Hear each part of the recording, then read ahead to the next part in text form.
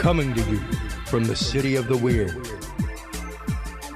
Exploring topics from the esoteric and unexplored to dimensions unknown. Shining a light of truth on the darkest corners of our reality. Welcome to the Curious Realm.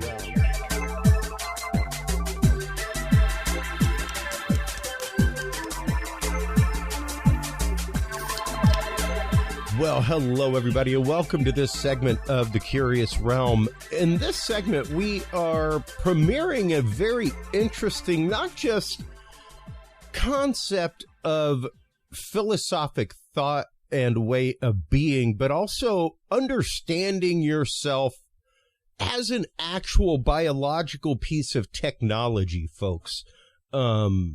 We tell you, as many of you know, I am a rocks and minerals fiend, rocks and minerals hound. I have collected rocks and minerals since I was a kid. And the idea to me that we are all basically a base element. When you start looking at things, we are about $12 to $15 worth of combined chemicals with a consciousness. And to think that our elements not only influence us, but that we influence our elements in our body, and that influences the world around us, is an amazing concept. That is only a mild slice of the concept that is carbonic awareness, the philosophy and way of being that has been progenerated by our good friend. Well, I wouldn't necessarily say progenerated so much as brought to being by our good friend Nesari. Welcome to the show. How are you doing? Very well. Thank you very much for having me. I appreciate it. Well, I appreciate not only you coming on the show again. I had a chance to meet you at the International Remote Viewing Association conference in Charlottesville, which was incredible. And while there, we had numerous times to sit in the hallway with the vendors and chat and things like that. And I found the concept of carbonic awareness to be absolutely fascinating, because once again, we're basically a handful of chemicals, my friend.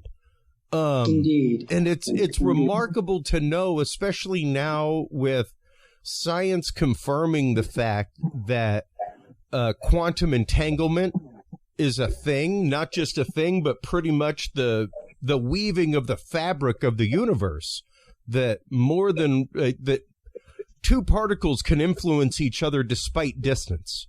Mm-hmm. And when you begin there, you can really start to understand the concept of what you're talking about with carbonic awareness, and the idea that with every exhale, we are literally influencing the world around us with our bound vibration to that carbon dioxide.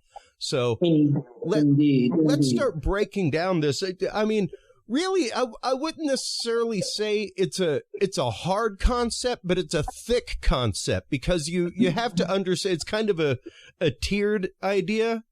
And as long as you understand that base level of frequency and the way that your frequency influences frequencies around it, then you can step up to the idea of changing your consciousness and changing your entire being with every single breath you take. So, how did you first come to this concept of thinking and way of being, y'all? So here's how I can best answer that, Chris.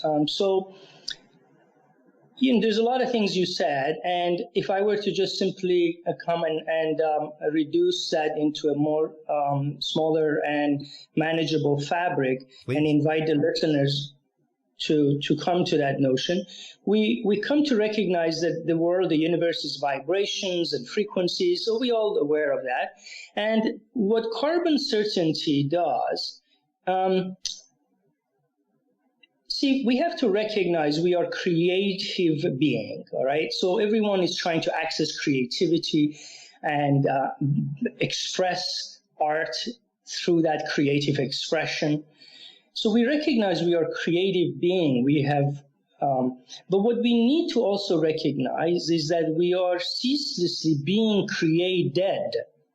And the creation is not separate from the isness that the created, such as me, experiences itself in the isness. In other words, the world around me, every atom that is interacting with me, and I'm interacting with every atom, and this is all being regenerated every time. It's not just I am created into a creation that was there and somehow time passed and I fell into it at some subsequent time. No. All of time and all of its increments and disparities come about each time we breathe, inhale. So what it comes down to is not really so much worry about the breath bringing you life, but being tuned that the exhale delivers you to a death that allows you to experience the reincarnation that you will inevitably have in the next inhale. So it's noticing that the delivering us to the death through our exhale is the real connection to the true vibrations beyond the physical limitation of the body. Absolutely, because understanding the fact that energy is not created or destroyed, it changes form.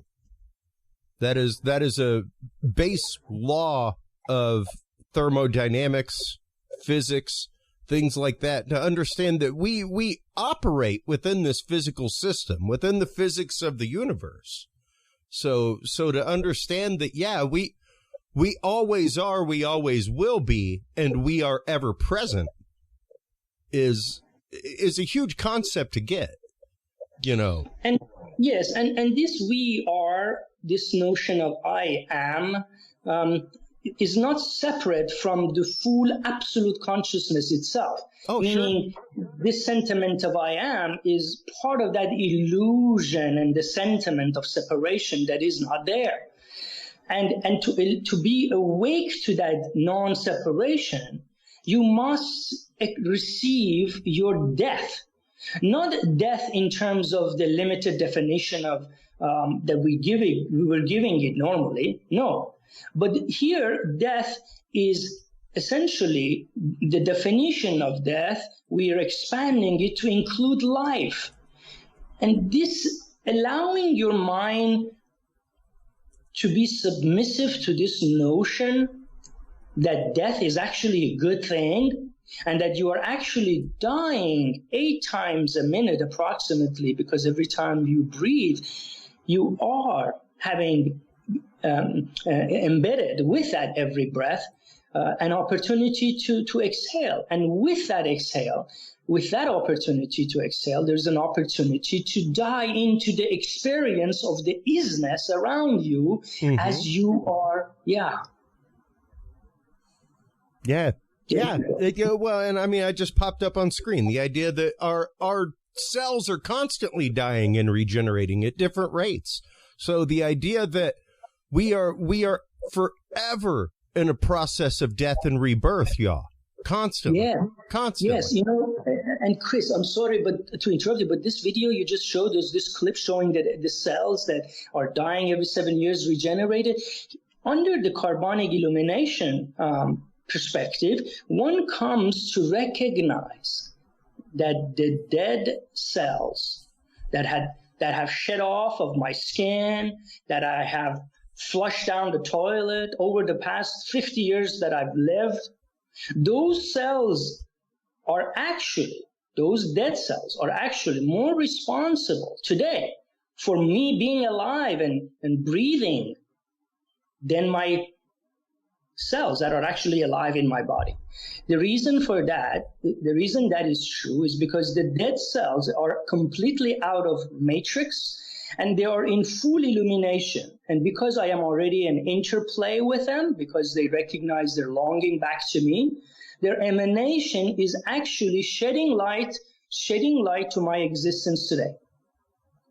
So you never really get rid of your dead cells because they don't give up on you. Well, yeah. Once again, you're entangled with them forever. You got it. So by all quantum entanglement, you're entangled with those dead cells forever. And that means that you have a chance to learn from that forever. You have a chance to evolve from that forever. You have a chance to forgive yourself of past injuries to yourself forever and forever, y'all. It's a beautiful, beautiful concept that goes far beyond any idea of religious or karmic forgiveness, which I think, especially in our society right now. I mean, you're over in Dubai as we're speaking. You could not be, unless you were in Australia, you could not be further across the globe from where we are. However, the cultures are totally different.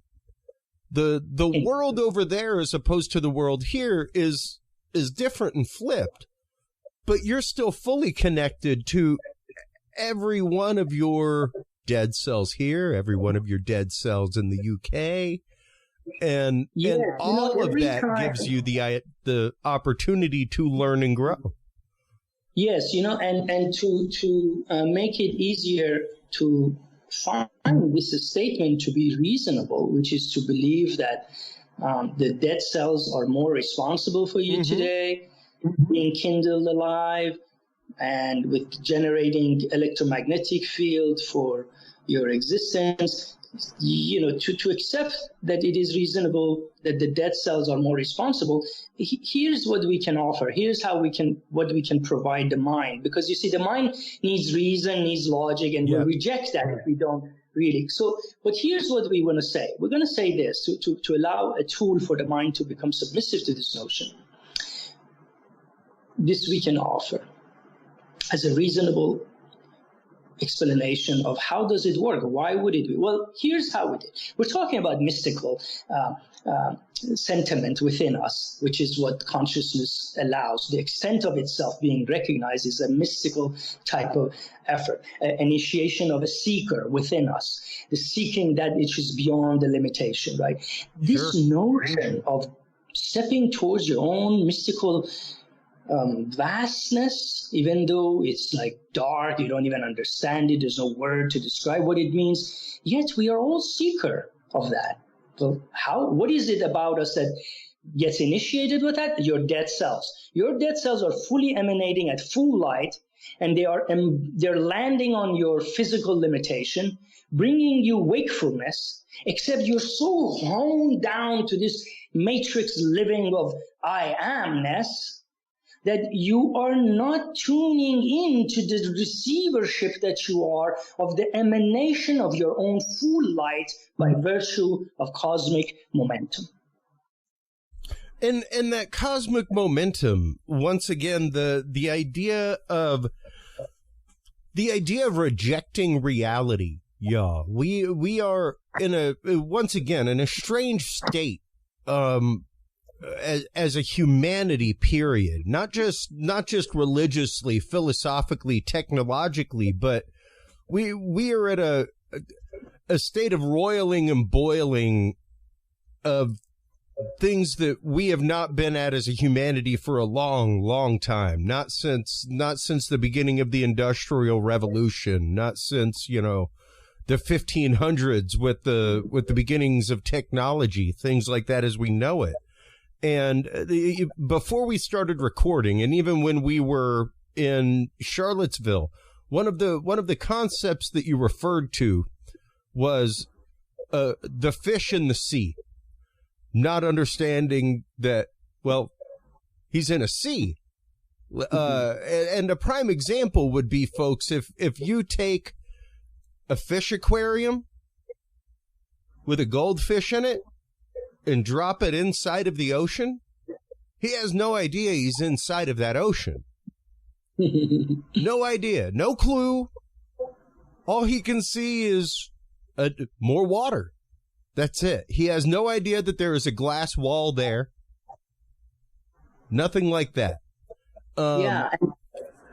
And this exactly gives me an opportunity to bring that example into the reality of your listeners and myself and you, because, see, we notice we are a creative being. We put our kids into school so they learn art and creative expression and all of that. We know, we recognize ourselves as creative beings. But here's the news you must come to abide by. Here's the truth you need to come abide by. You're not just created. At the same time you're being created, all of the things that your interconnectedness are being created. So in other words, in a timelessness, you're being created, and you have the potentiality to be part of that creation and be an expression of that creation at that moment. Not, I got to finish school and then become a creative individual. No. That's a different story. What I'm talking about, when we are saying we are a creative being, the potential of that creation force that makes me to be into a being is part of me, which means I have the potential to be the creator. Yes, exactly. And to bring that to a huge religious point, one of the big parts of Kabbalah and Kabbalism is the idea that we uniquely, amongst all beings on the earth and in creation, we, humanity, were breathed life into by the Creator. And because the Creator spoke the universe into being, let there be light, and there was light. Let there be firmament, let there be seas and land, and there was seas and land, because he spoke creation into being. We take part in that creative spirit because we have been breathed into with that spirit. So because of that, our words, that is where the whole concept of manifestation, casting spells, things like that comes about from, is the idea that we are able to literally speak things into being, and to carry that one step further into our society. I could walk up to you in a bar, punch you in the gut and laugh. You know, if we were buddies long enough, that could be a joke between us. Let me come up and say something about your mother and see if, and mean it, and see if that doesn't stick with you, and not just stick with you that night, but stick with you with every single experience that we have from that point forward. Because I've said something. Exactly. Not because I've done something. I could take that action back in a heartbeat, and we could laugh about it minutes later. But that perceived slight of a thought, of words coming out of my mouth, that's a totally different story, and that impacts our relationship on a totally different level. So, indeed, you bring in sacred writings from Christianity. I know John 1:1 in Christianity, for example, talking about words. It says, first there was the Word, and the Word was with God, and the Word was God, right? If you look at that, what does it mean? Well, that is a direct callback to, and the Word came over the water, and God breathed over the waters. It is a callback to the exact beginning of Genesis, saying that this is a whole new beginning, everybody. That is what that John 1:1 is supposed to be. Yes, and if I were to look at that sacred text through carbonic illumination or carbonic virtues, which is avoiding any concepts, ideas, religiosity, to interpret that, to let it speak itself without any concept or ideology, what would the word, this sacred word of first there was the Word was with God, and the Word was God. What does this statement mean? Well, to me, it tells me, when it says first there was the Word, well, we have to stop here and ask, what is it? What was there before the Word? There was the breath before the word came out. Say that again? There was the breath inside before the word came out. Well, in this particular, if we were just to looking at that and not bring Genesis in it, which is even our carbonic breath. Yes, indeed. But here's what I want to say: the utterance of a word comes before the word. So here, there's an utterance inside of this machinery called mind and the body. I want to utter, Chris, let's have a chat. All right? Now, if utterance comes and says, in a different shape, it might make me the urge to say, hey, Chris, let's have a chat. Or it might say, fucking hey, Chris, let's have a chat. Or it might say, fuck, man, we should have a chat. You see, the utterance creates a vibration. Before we had language, we had feelings and urgency to express. Exactly. So that's why the scripture says, first there was the word, because the word can only come from an utterance which can only come from a vibration emanated, created already within me. So, see, the creator, because the last thing it says, and the word was God.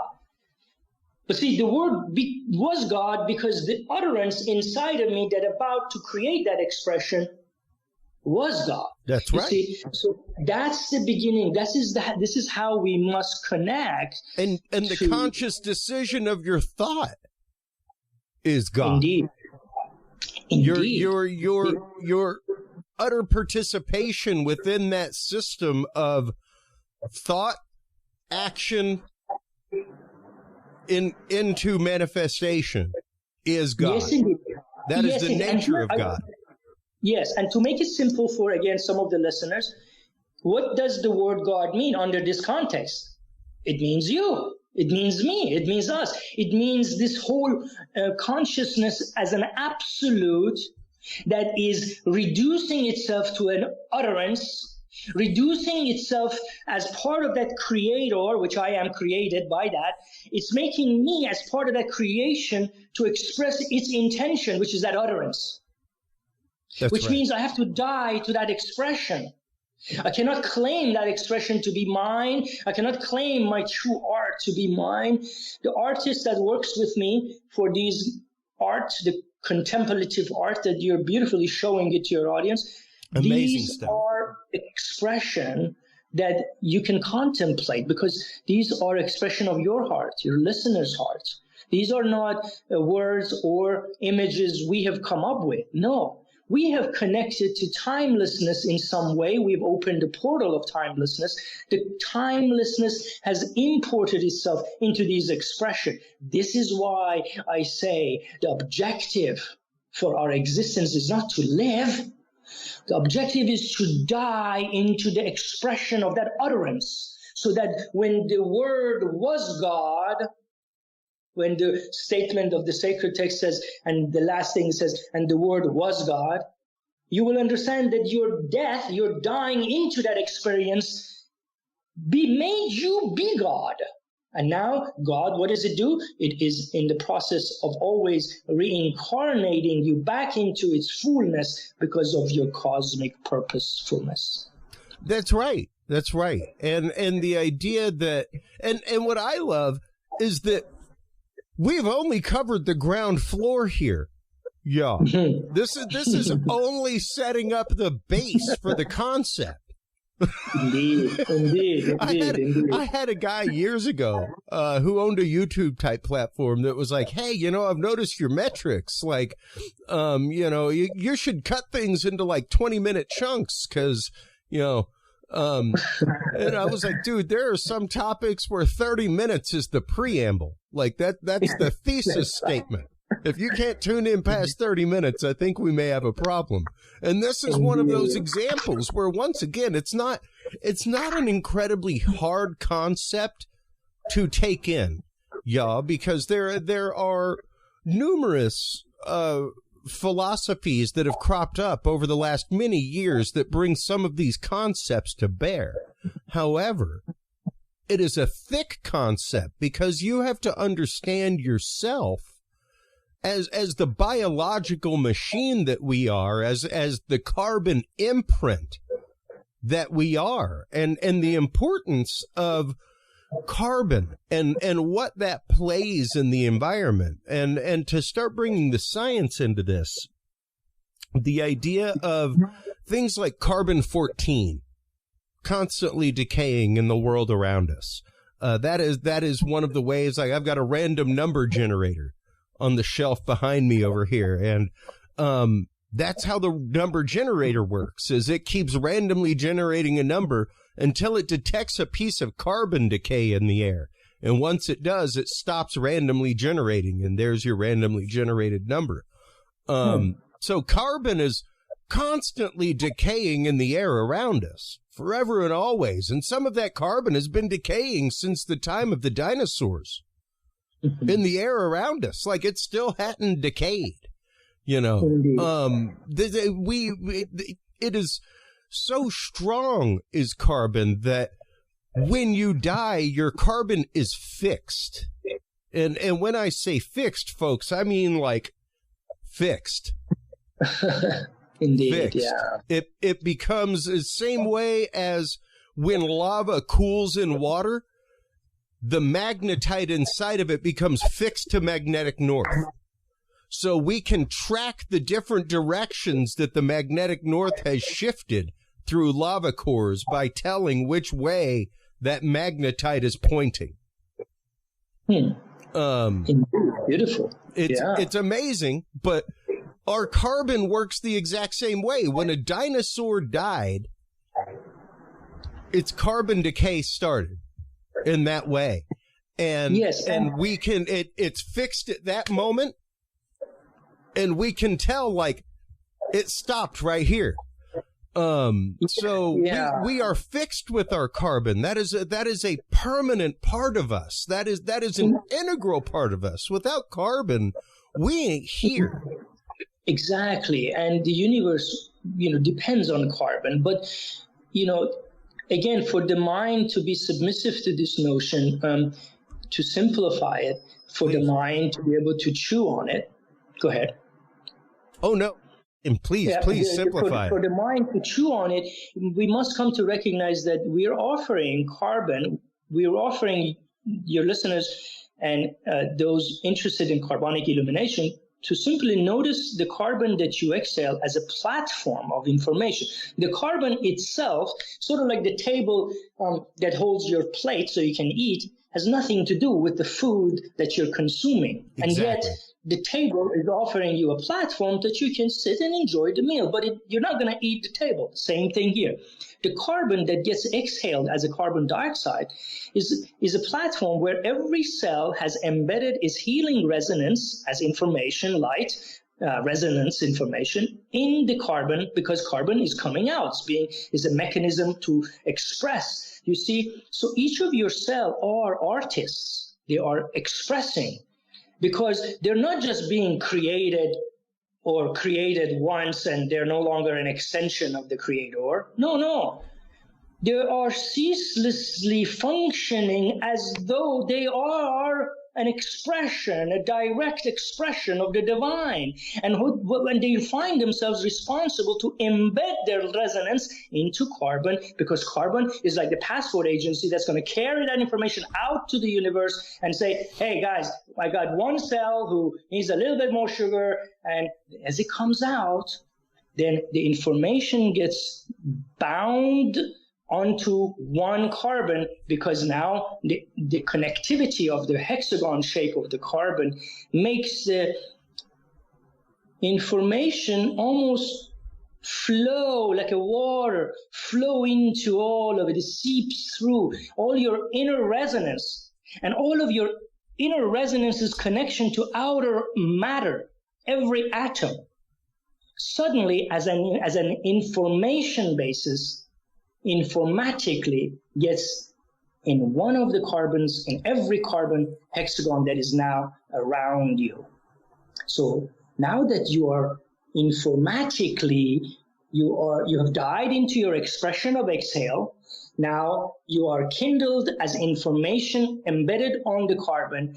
And the way you're kindled is by the next palpitation, electromagnetic field that the heart produces and creates a toroid vibrating aura around you. And that aura around you activates and illuminates the full information of absolute information of the inner you, the outer you, and the interconnectedness of the inner you and the outer you to the past and all the future that is yet to come, all informatically kindled, illuminated, and is now waiting for you to receive yourself. But guess what? You can only receive yourself as good as you died into yourself. But because you didn't die fully, you can never receive your full illumination. So you know what? You will only receive the shadow of your full illumination. And you come back to notice, oh, I am, and I took another breath. And you get lost in the illusion of the matrix, not recognizing that you just died, you illuminated in a full capacity, and your interconnectedness was illuminated as a non-separation, and you were rekindled alive, and you went back to sleep. You failed again. And once again, welcome back to the aquarium in the ocean. Yes, sadly, but yes. and that's just it. We are cyclic beings. The universe is a cyclic place, you know. But with that creative spirit, with that being one with the creator, like we were talking about, the idea that we are part of that vibration. You know, comes the idea that we consent into that system, which means that we consent into that system that keeps us down as well. We can choose to leave that system of self-oppression anytime we want. Indeed. It's a matter of we can choose to stop giving energy to that negativity. You know, we have to you're saying a very, very critical thing. And the words we use must be very delicately used, because... Yeah, sometimes I swing them like a hammer. I'm sorry.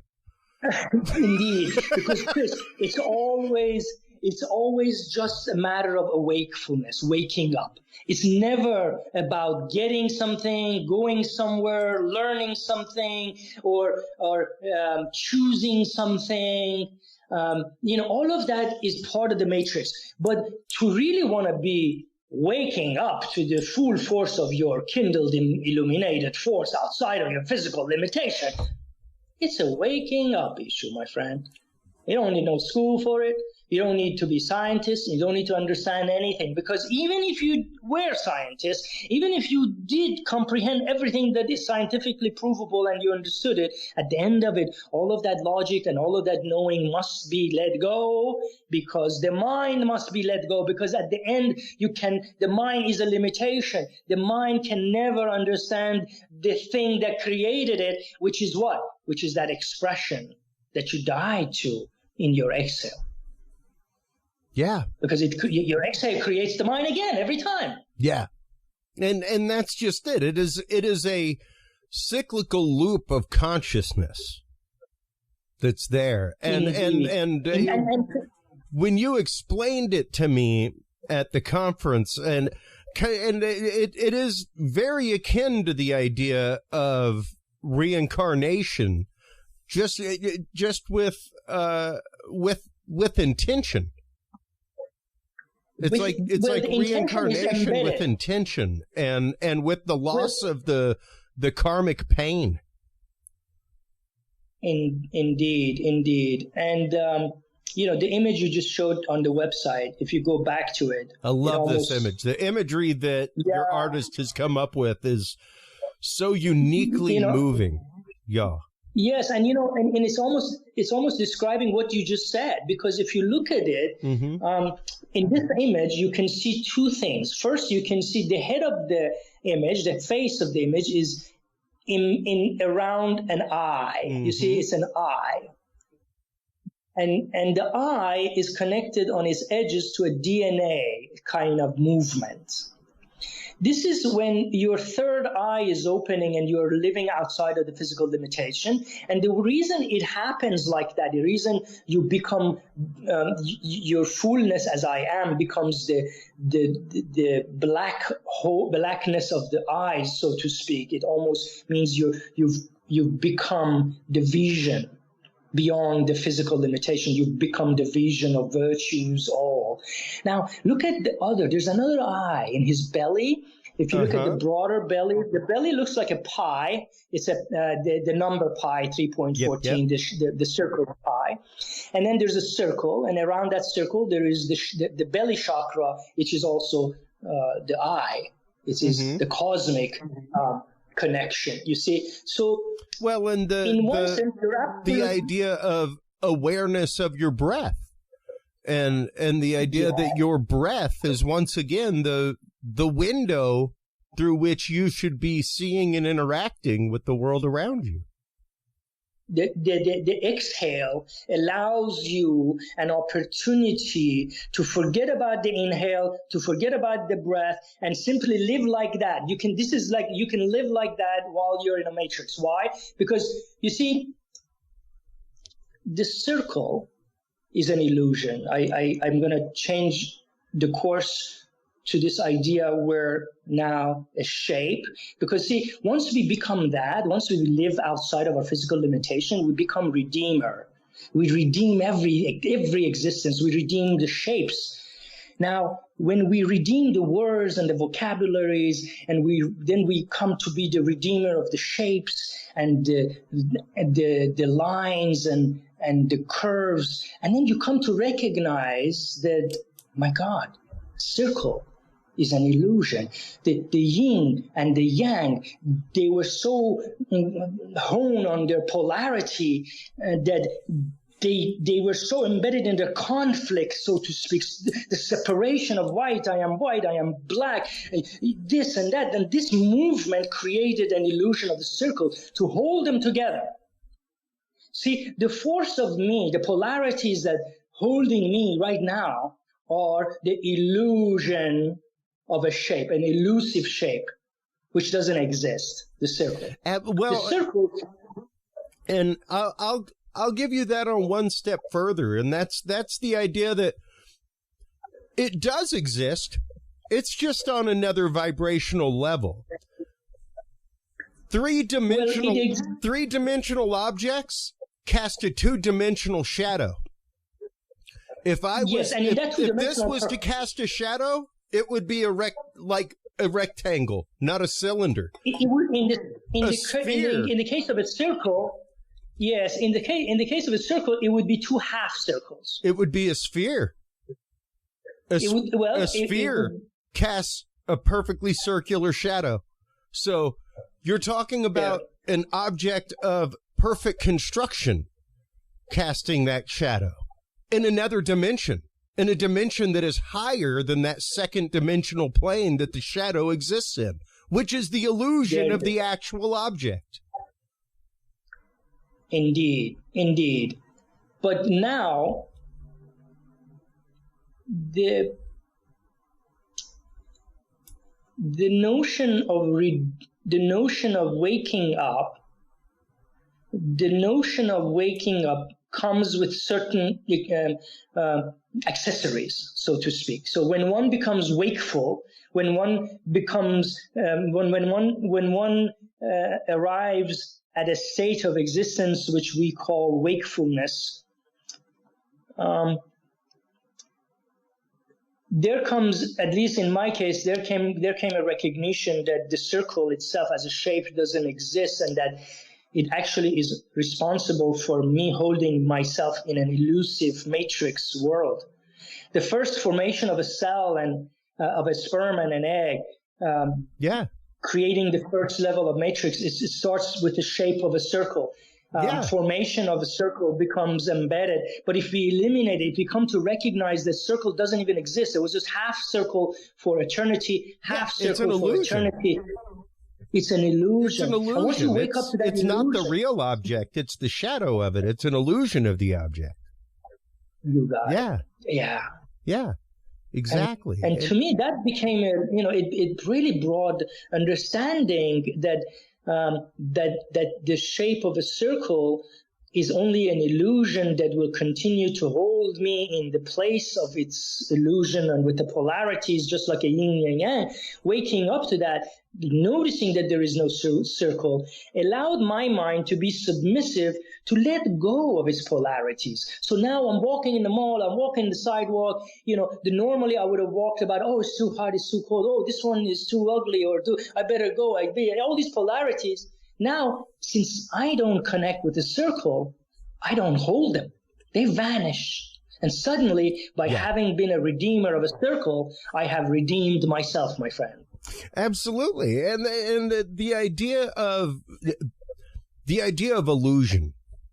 Once again, the fish inside of an aquarium that's in the ocean, the circle being an illusion because it's only a shadow of the third dimensional object in the higher plane. It's the same as the illusion of control over our breath, not over our exhale.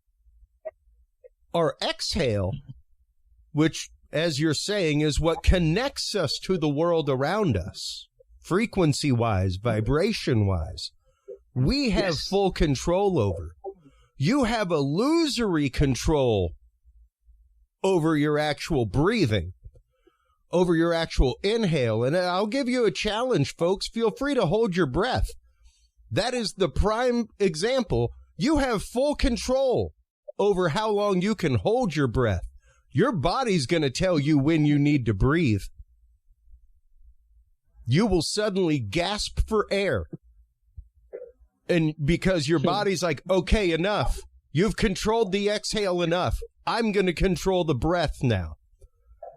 So when you look at the inhale, your body has control over that. That's autonomic. You have zero control over when you're breathing. The universe will decide when you stop breathing. Indeed. And at that point, your frequency is fixed in the universe. It's done. You no longer have control over your frequency at that point. Until that point, you have full control over the frequency that you are breathing into the universe. Every single exhale. Every single exhale. You have full control and right of consent over what that vibration is. Yes, thank you for bringing that up. And here I say hashtag immovable peace, or simply immovable peace. You see, in the post, in the website, we have a statement.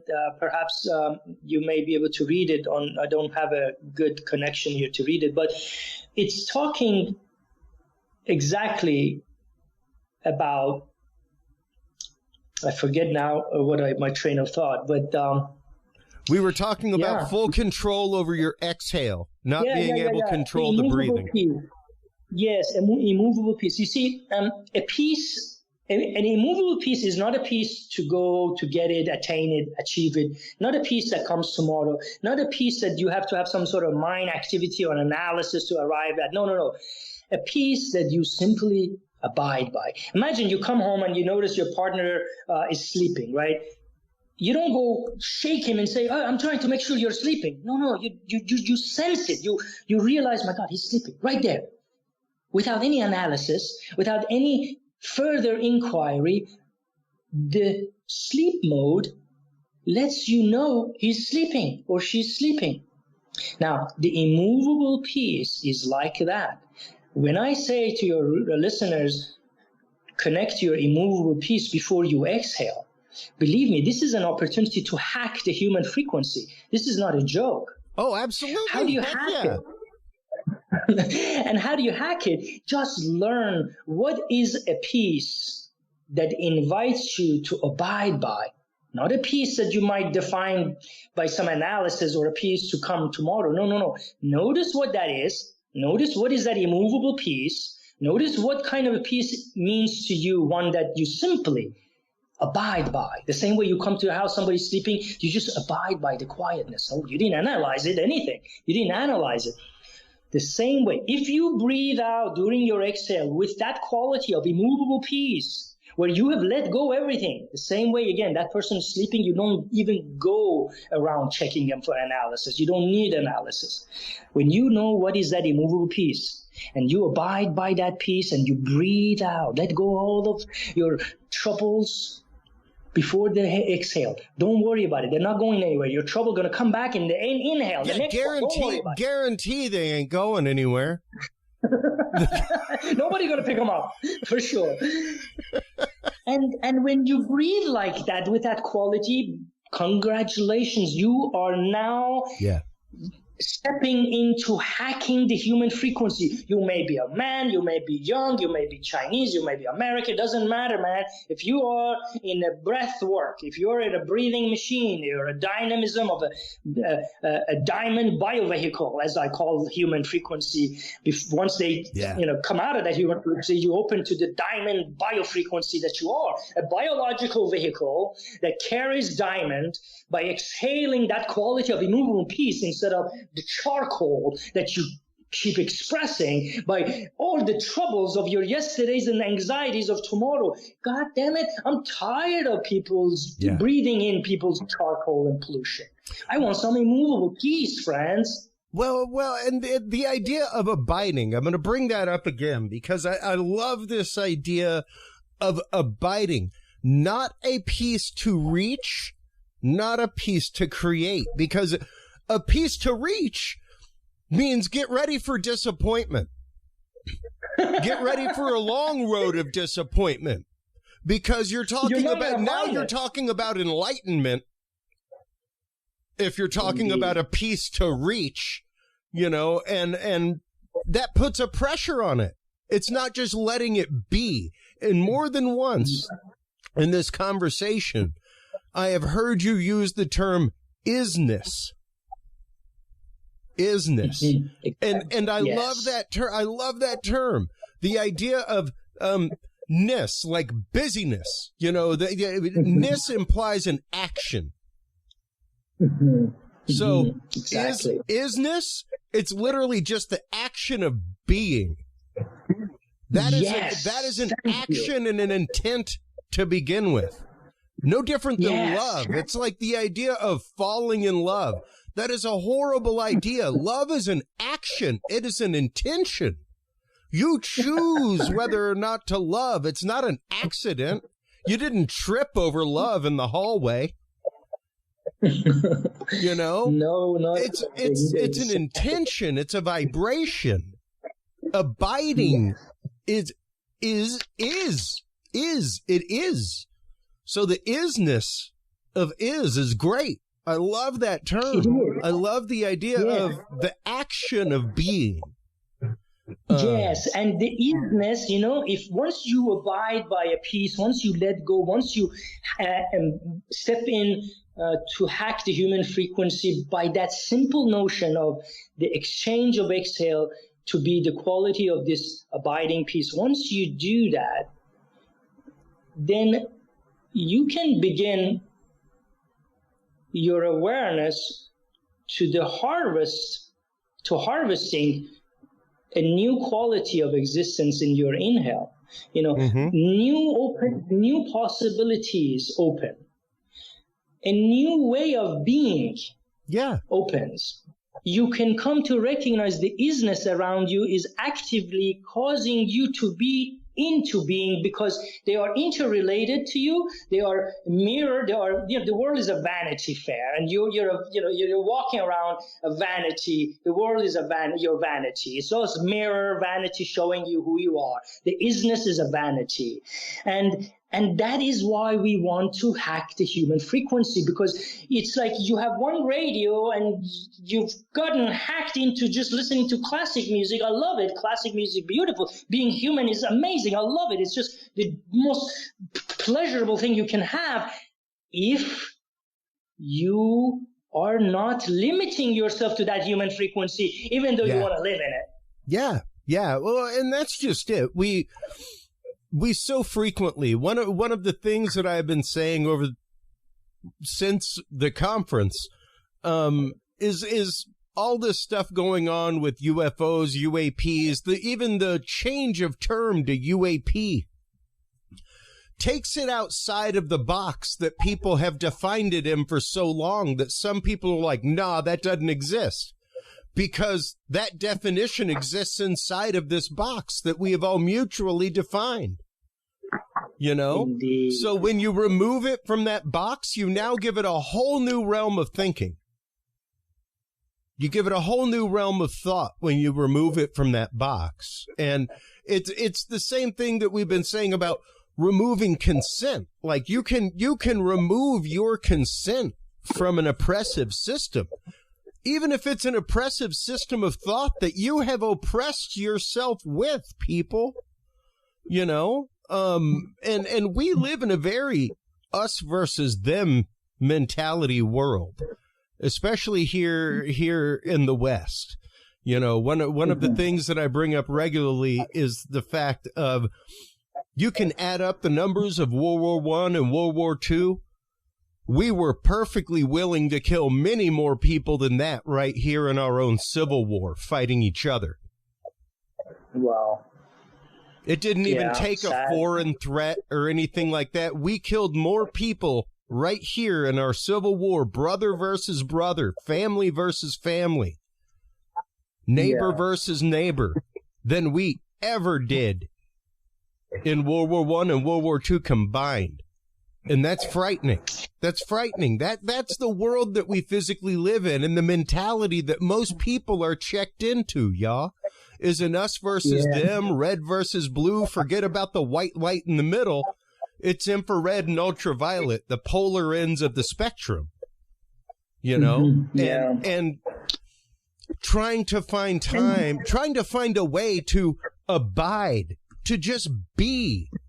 And not just to just be yourself, but to allow other people to just be.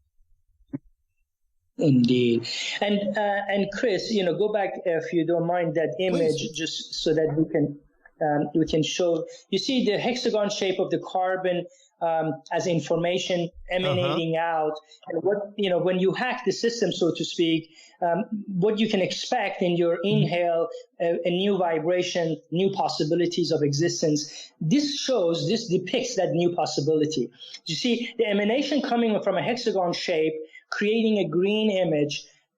Base of it with the foundation is diamond. The emanation of the diamond is you see, this is one person. This is where feminine and masculine fades. Yeah. And then the center, if you look at the shapes, you see they're circle, they're like as though it looks like a brand. Around it, there's a circle and there's a triangle. All of that is because the shapes are being redeemed as well. Once you are a carbonic illumination, once you're a diamond biovehicle, then the world is resolved. There is no more yin and yang. Everything is meshed. Everything is just non-separation. And this is how you can exist, even though you're going to be walking on the matrix, because you can't escape the matrix, because you're too tangled with your past karma, as well as the futures of tomorrow that needs resolve with your entanglement. So therefore, you're still going to be walking on the matrix. But the experience that you're being offered to die while you're in the matrix is becoming available to you. You are just becoming a dying force. That's right. And much like, in my rockhound way, I'll give the example. I'm holding a matrix in my hand right now. It looks pretty dumpy, right? It's a rock, pretty plain, some limestone, nothing crazy. Inside that matrix, is an incredible world of crystalline delight and purity and hexagonal organization. You got it. So out of the matrix comes the crystal. The carbon and that lump of coal that is being held by the image is no different than the diamond. The only difference is time and pressure. That's it. Time and pressure takes that exact same matrix of carbon and compresses it, makes it tighter and stronger. That's it.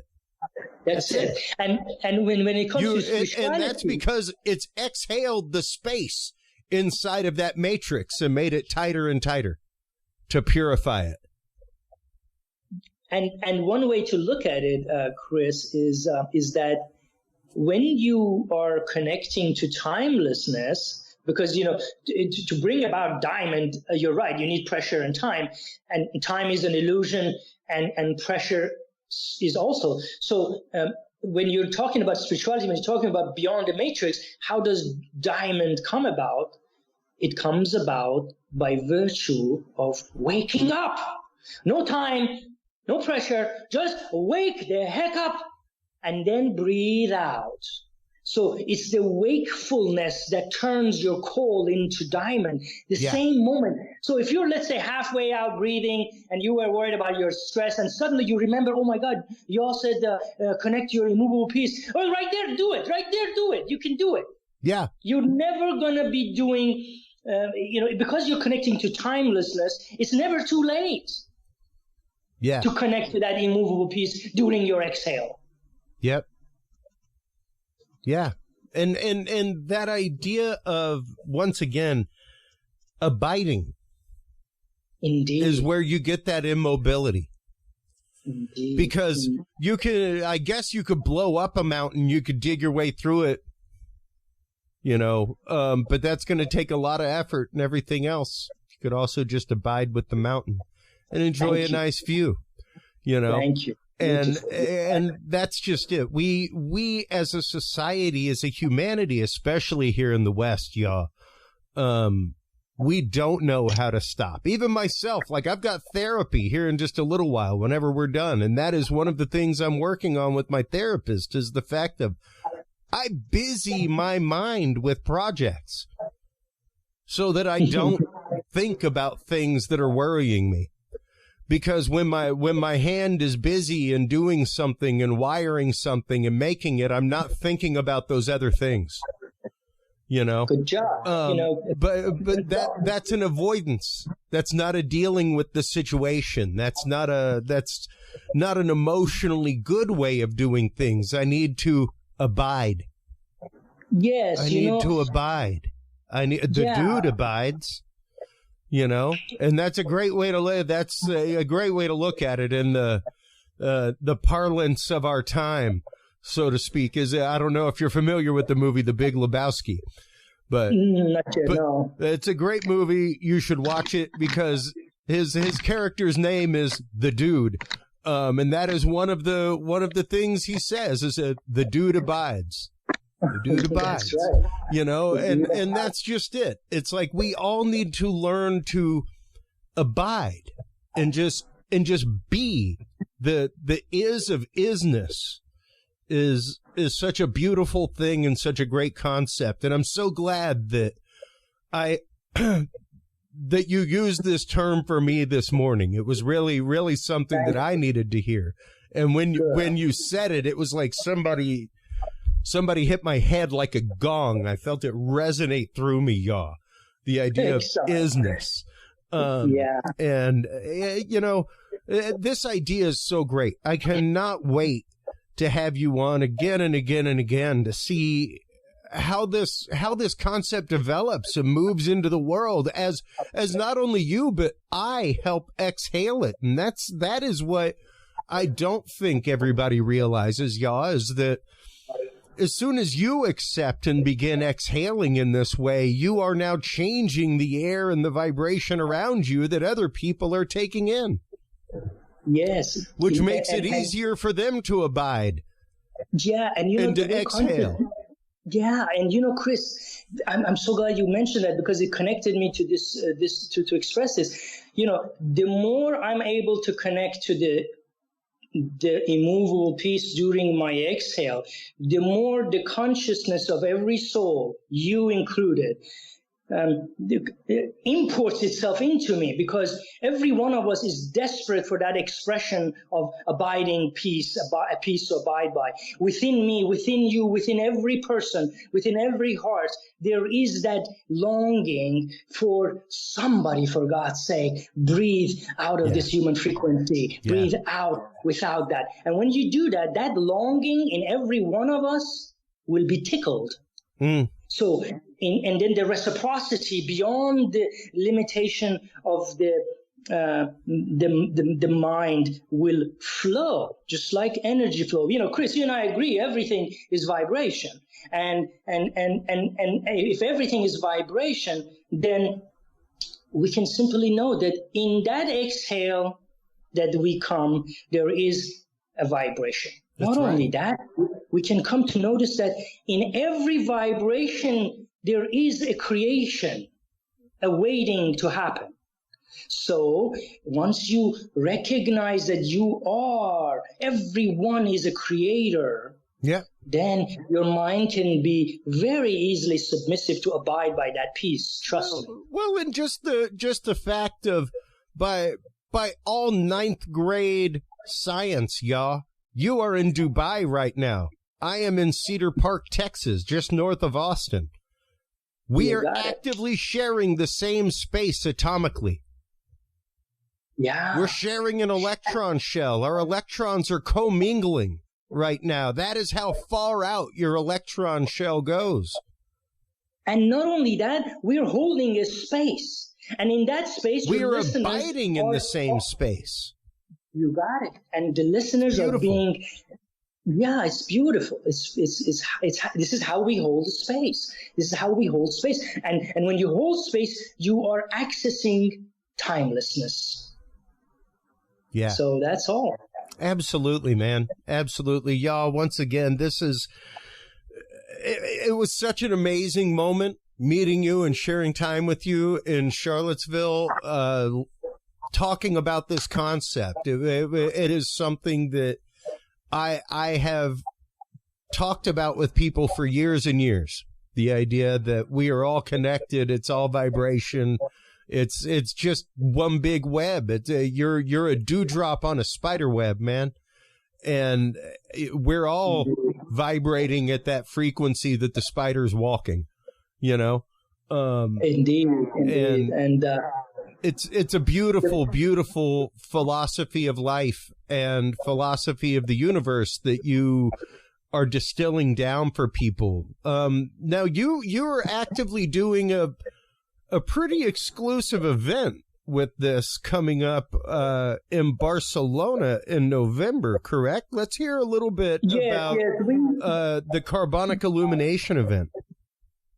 Yes, the Carbonic Illumination event is our first event that are being held, and it ended up turning into a very limited, it's in Barcelona. It's going to be limited seating, and it's going to be interactive. It's going to be basically breath work and awareness. And it's going to be for teachers and instructors at this point. And we are looking for ambassadors, Carbonic ambassadors, so to speak, so that in your local area, you can basically be an ambassador to this Carbonic illumination, helping this connectivity to the out-breath. So yeah, it's a happening place. We're working with a lot of people in the field of science have taken an interest to ask questions. Yeah. And at the end, I tell them at the beginning, I say that there's nothing scientific about this. There's nothing that I can impress you by giving you data analysis. I'm not a scientist. But I do want to simply point out that science also comes from that same creativity that we are talking about. So allow yourself to go beyond that science. It's okay if it's not scientific. Science is not the end of it. Science is only another thing that we have to let go in order to understand. I wouldn't say that there's no science there, because once again, as you are exhaling the carbon dioxide from your body, it is also taking with it decaying carbon from your body, things like that. Indeed. And once again, the Nobel Prize this last year for physics went to quantum entanglement.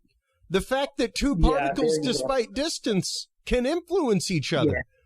So, as I am exhaling my carbon dioxide, I am still entangled with that carbon dioxide, no matter where it goes in the universe. Scientific. That's and scientific. that's very scientific. I agree with that. Yes. What I mean by that, yeah, it's quite scientific. But what I mean by that, the scientific or lack thereof is not going to be a limitation. No. The science is not going to limit you to connecting to that spiritual or that mystical connection of oneness that you are already. Well, so if I'm not scientific about it, I'm not hesitant about it, is all I'm saying. Oh, sure. And the other beautiful thing that I love, is that this is not intended as a replacement for any religious belief. This is not intended as a replacement for any spiritual belief. This is not intended as a replacement for yoga. It is intended as an accessory. It is intended as a tool in the toolkit to enhance your religion, your spirituality, your yogic practice, what have you. Indeed.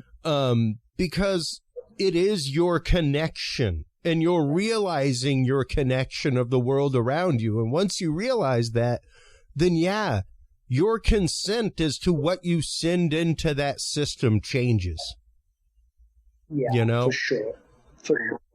Yeah, and for some of your listeners who perhaps are scientists, just so that eventually it will be a common thing where science will catch up to spirituality, because spirituality is creativity. Creativity is what science comes from. So ultimately, science will catch up and be less sensitive to art and to these beyond, so to speak.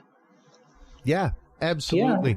Yeah, man. Thanks so much for coming on again. I appreciate it. I want to have you on again and again and again to talk about this stuff.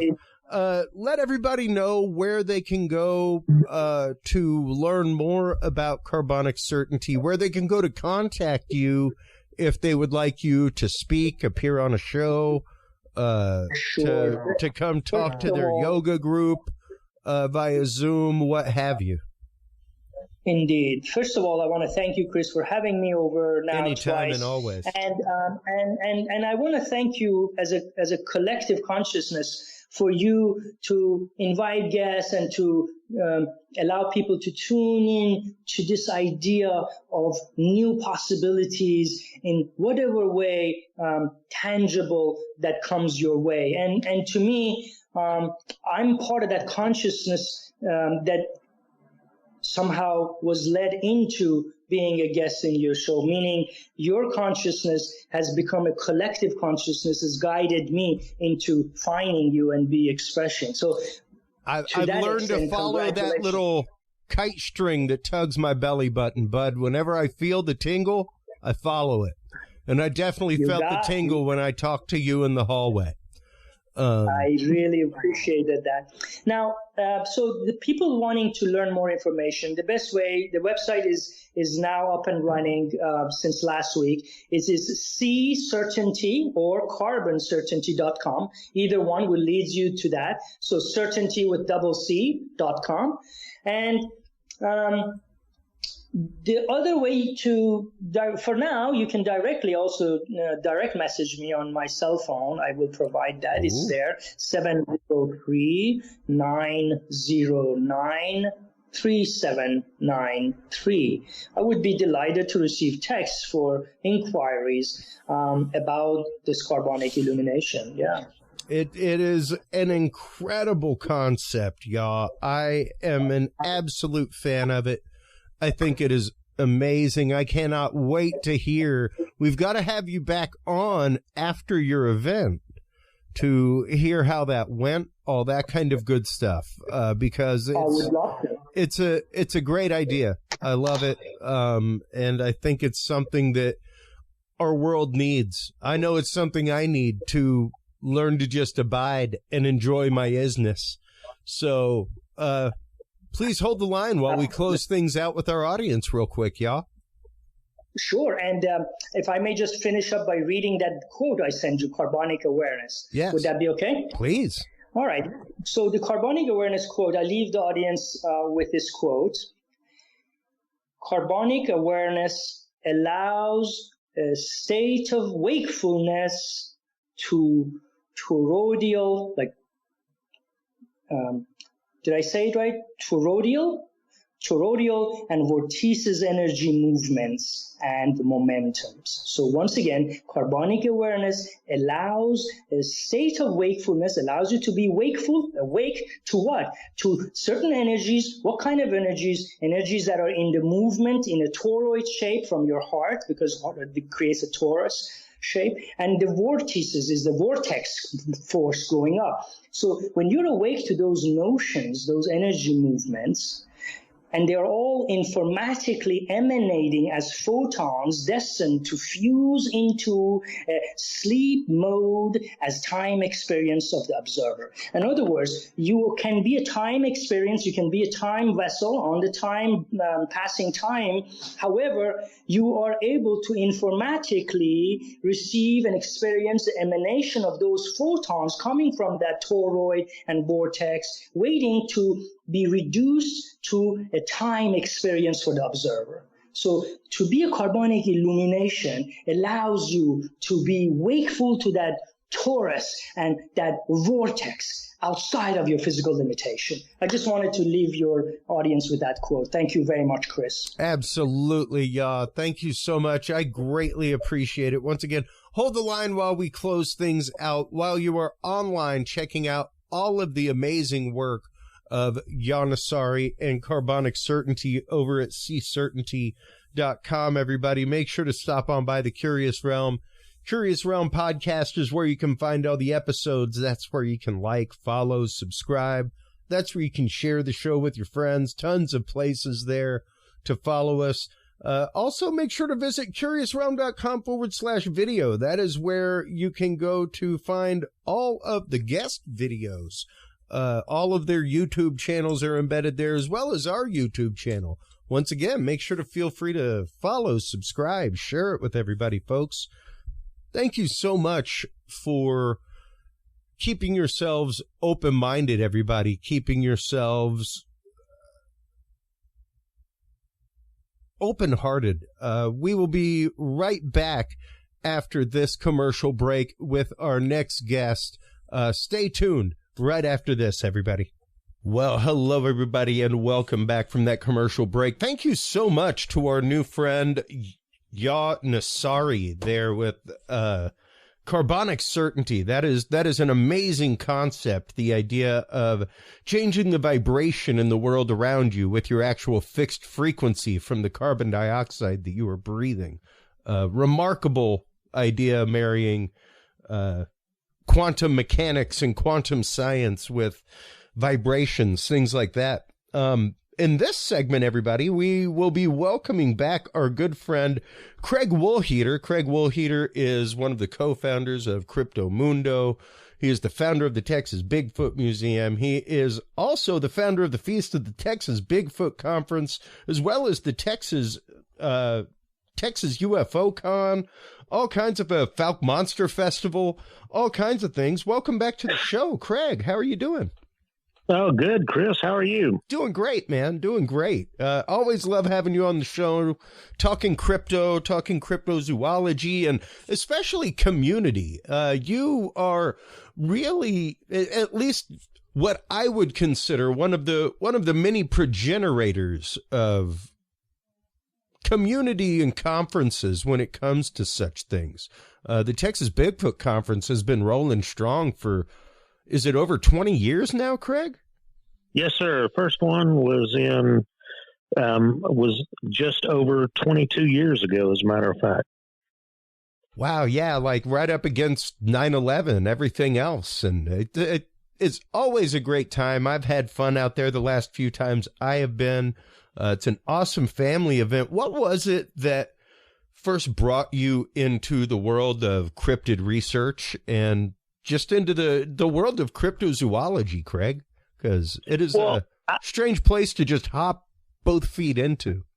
Well, sure. I was interested as a child. We had, back in the late 60s, the summer of 1969, other than a song sung by Bryan Adams, it was a time of, back in the day with lots of local monsters all over the place. We had a monster that wasn't far from where I lived that was called the Lake Worth monster that was terrorizing the Lake Worth area, which was, 20 minutes or so from downtown Fort Worth back in the day. Was seen by hundreds of people that summer, including law enforcement personnel, and received a lot of publicity and a lot of people out there looking for it. It was, basically a lover's lane area back then in the 60s. It's now a nature center and refuge run by the city of Fort Worth. And as a matter of fact, I've been helping them organize an event there, the Lake Worth Monster Bash, since 2009. Awesome. That coming up is should be October of next year. Oh, awesome. 2024. Awesome. For the Lake Worth Monster Bash. Yeah, and I mean, we were actively just right in that backyard, myself, for the Dogman Cryptid Conference. Yes, sir. We were in White Settlement, so we were away. Well, yeah, we were, as a matter of fact, coming from east, heading that way, crossed over Lake Worth to get to White Settlement. So, I always joke that that of the Goat Man. That's right. I always joke that when you cross the bridge there, you gotta keep an eye out for the Lake Worth monster, see if he's still around. Well, and that was a very interesting case that went on for quite a while, and one of the only real mass sightings in the world of cryptozoology to happen, where it wasn't like, oh, here's 2-3 people. Like, there was an instance where there was a crowd of like 20-30 people that saw this thing throw a tire over their heads. Right. Over the course of that summer of 1969, which, the first reported sighting was on July 10th, which was, 11 days before we landed on the moon, or 10 days before we landed on the moon. So, I mean, it was on the front page of the Fort Worth Star-Telegram back then, like I said, just days before man first landed on the moon. And my grandparents lived in Fort Worth and had a cabin cruiser boat out on the lake just north of Lake Worth called Eagle Mountain Lake that was separated by a dam. And spent a lot of time out there in the summers out on the boat, and thoughts of the Lake Worth monster creeping up, in my young head. Your young, active imagination. Oh yeah, and that was that's monster and Cheryl Teagues everywhere. Oh yeah, Farrah Fawcett. Let's not forget her. Oh yeah. But yeah.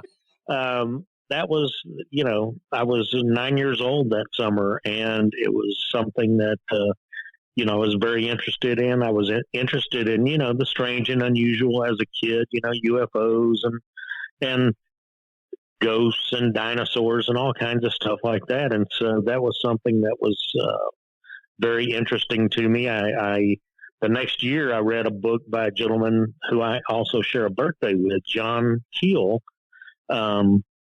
His birthday was March 25th, 1930. Mine is March 25th, 1960. But he wrote this book that was a precursor to the Mothman prophecies, but this one was called Strange Creatures from Time and Space. And I got a copy of that book in 1970 when it came out. And then a couple of years later, I actually saw the Legend of Boggy Creek in the theaters when it went to nationwide distribution in 1973. So saw that as a young teen and young impressionable teen. And so I was really interested in the subject of cryptozoology then. And, I was in Boy Scouts in my teens, and, so there was always that thought of, going to run into the Boggy Creek monster or the Lake Worth monster or something, camping out with the Boy Scouts. So it was something that, was always thinking about. And then in 1994, I witnessed, saw what I can only say was a Bigfoot, in central Louisiana coming back to Dallas from New Orleans Memorial Day weekend, where we saw a large bipedal figure that was covered with hair about 20 feet off to the right of the road as we're driving down an unlit road out in the middle of nowhere, just swampy woods all around it, and saw in my headlights this figure walking parallel to the road for 7-8 seconds, whatever, in my headlights, in the beam of my headlights. And so that brought that front and center then from just being interested as a kid. So I started a Bigfoot research organization back in 1999 and started taking reports and getting people interested that wanted to go out with us to investigate. And so, it just kind of went from there. Networked with a lot of people, went to a Bigfoot conference in Ohio, and decided, there's not anything like this in Texas. I could do something like this. And so yeah, that's how the Texas Bigfoot conference got started on September 15th, 2001, which, as you noted, was only 4 days after 9/11. Yeah. Yeah. And, that is a long time to be putting on an event, Craig. That is a long time to be facilitating a community, which is what I love, because, one of the things that we talk about, especially with experiencers, is the ease with which you can find other experiencers now. Sure. I've told people maybe you saw a pull tab on a bulletin board in a library or something like that, or maybe you were on a bulletin board system. But like when Reverend Michael J.S. Carter had his experience in his room with ETs back in the late 70s, like it wasn't like you could hop on a chat thread and chat with other people that had an experience, back when you started Texas Bigfoot Conference and even Crypto Mundo, that was the very infancy of the internet. Like email was just starting to take over people's lives in 1999, so even the idea of a chat room was kind of new. Like I remember dialing into bulletin board systems manually in 1990s. Right. That's back when like I said, my sighting happened actually on May 30th of 1994, and it was still a little over 3 years before I even had internet access. And, back then there wasn't much of anything except, like you said, bulletin boards and forums and such. Yeah. To meet people. And, that was very instrumental to me to, meet a community of people out there. Was really the first time I really told my story about what I saw, because after it happened, I didn't. And why did you not tell your story, Craig? Yeah, I don't know. I mean, It was just something strange that happened to me and my girlfriend at the time that, like I said, I had read all these accounts in John Keel's books and did you Lauren and your girlfriend Coleman's talk books. about it? We pulled over off the road about 20, 25, 30 minutes after it happened into the parking lot at a small church, and we talked about it for 10 or 15 minutes. And then we got back on the road. I had a friend that was actually with us but was asleep in the back seat of my vehicle, and she had to be at work that next morning. So we got back on the road. And once we got back on the road, we didn't talk about it. It was just something that happened. Ever talk about it again? No, not really. Not really until, like I said, I got on the internet and met a community of people who were into this subject and started telling my story, and met a gentleman who wanted to start a Bigfoot research organization. And so he and I got together and built a website and started going out in the woods, and people wanted to get involved, and we started interviewing witnesses and such, and it just really took off. Like I said, I went to the Ohio Bigfoot Conference in 2000, up in Newcomerstown, Ohio, very small town. But that was actually, I think the 12th the 12th annual event that Don Keating had been putting on. I believe his first one was in 1989. And I went in 2000 and met people, networked. And like I've told people throughout the years, the biggest part of being involved in this research and investigations and all of that is the camaraderie. I mean, yes. To me, there is nothing better than hanging out with a group of like-minded people with a common interest. I mean, some of my very best friends in this world are people that I've met, dealing with Bigfoot. Yeah, same. I mean, some of my best friends are people I've met having conversations on the show, folks like you, Craig. Where if I wasn't involved in these communities, if I wasn't actively having this conversation, I don't know. I mean, I knew of you because of Crypto Mundo, things like that. Right. But I don't know that we would have, unless I ever found out about Texas Bigfoot Conference or something in a casual conversation or Facebook ad. I don't know that we'd ever met, my friend. And that's kind of weak. That's kind of scary, isn't it? Well, I mean, sincerely though, it is community. And it's one of the things that I say regularly on this show. The things that I love about the cryptid community, as opposed to many others, is that there's the rift between physical and woo, of course. Sure. But even amongst that, there are conversations of commonality. There are more people openly swapping stories and sitting around till 1, 2 a.m. talking and hanging out like they haven't. It's like a family reunion. Anytime I go to any of the cryptid conferences, it is really interesting, as opposed to many of the others where, you see pockets of people that know each other. Many of the speakers know each other, stuff like that. But the attendees, not necessarily. Right. And the cryptid community is truly a community. The people go to the same conferences year after year. They look forward to seeing each other, all kinds of things. It is really a beautiful thing and an amazing thing that you have helped to facilitate with the Texas Bigfoot Conference, man.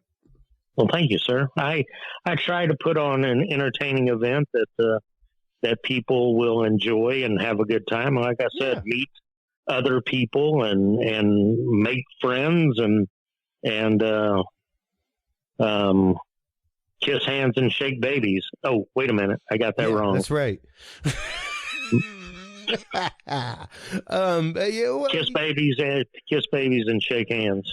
Well, and that is one of the things that I love about your event is that you do have the VIP dinner, things like that the night before, where you can go and sit at a reserved table with your favorite crypto researcher, things like that. Sure. Ask them personal questions. And it's also an event where those people are not sequestered away from you. No, I've been to events where the speakers are they're in a green room, sequestered in the green room or in the room at a hotel, and they're there during the duration until it's time for them to come down and speak. And they've got a couple hours at their signing table over the weekend or whatever. But aside from that, they're high and dry. Yeah, I like to, the people that come like to be able to sit down and talk with these people, and can, have met them many times at events and consider them friends as well. And it's, like you said, a sense of community, that it's not somebody that they just follow or see on a YouTube video or on TV, that they can actually sit down with them and have a conversation. And I think that is the interesting thing, is that it is somebody that you might see on TV. You'll see Ken Gerard, you'll see, Lyle Blackburn, all kinds of people at your events. Right. But the thing that you get to see, as opposed to a lot of the, conferences like Alien Con, things like that, where they're massive multi-day events, stuff like that. Oh, sure. Which are awesome and incredible, but you don't get the intimate time with the way that you do at an event like this, where it is a smaller event.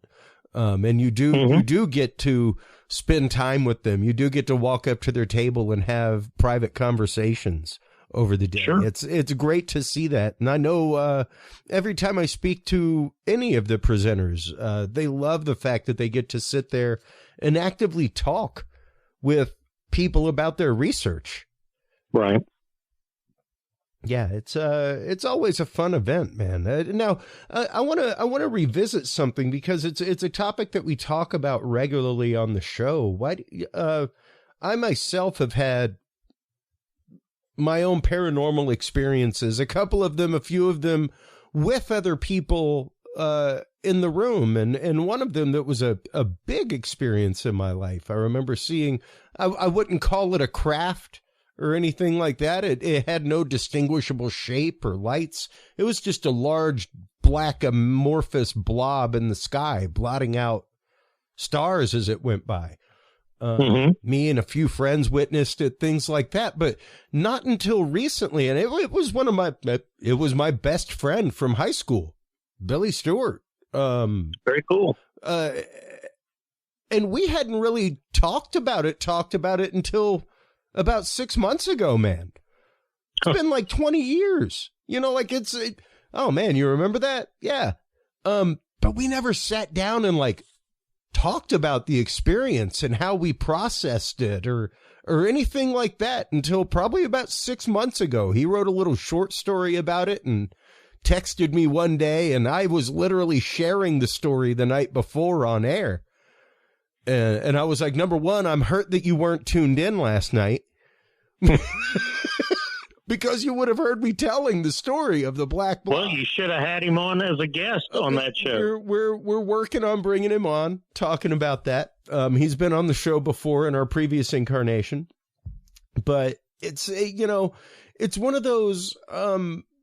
It's interesting how experiences like this can actively lead to separation of people, Craig.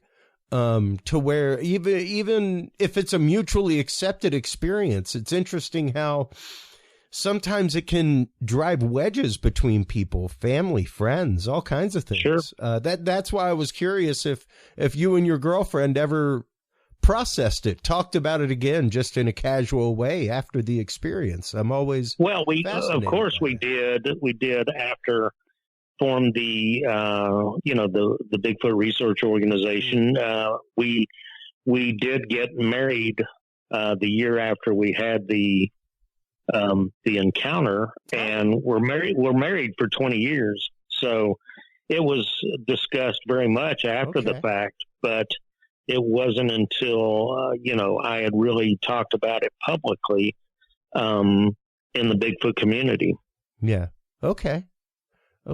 And how do you think your experience with that has changed you, Craig?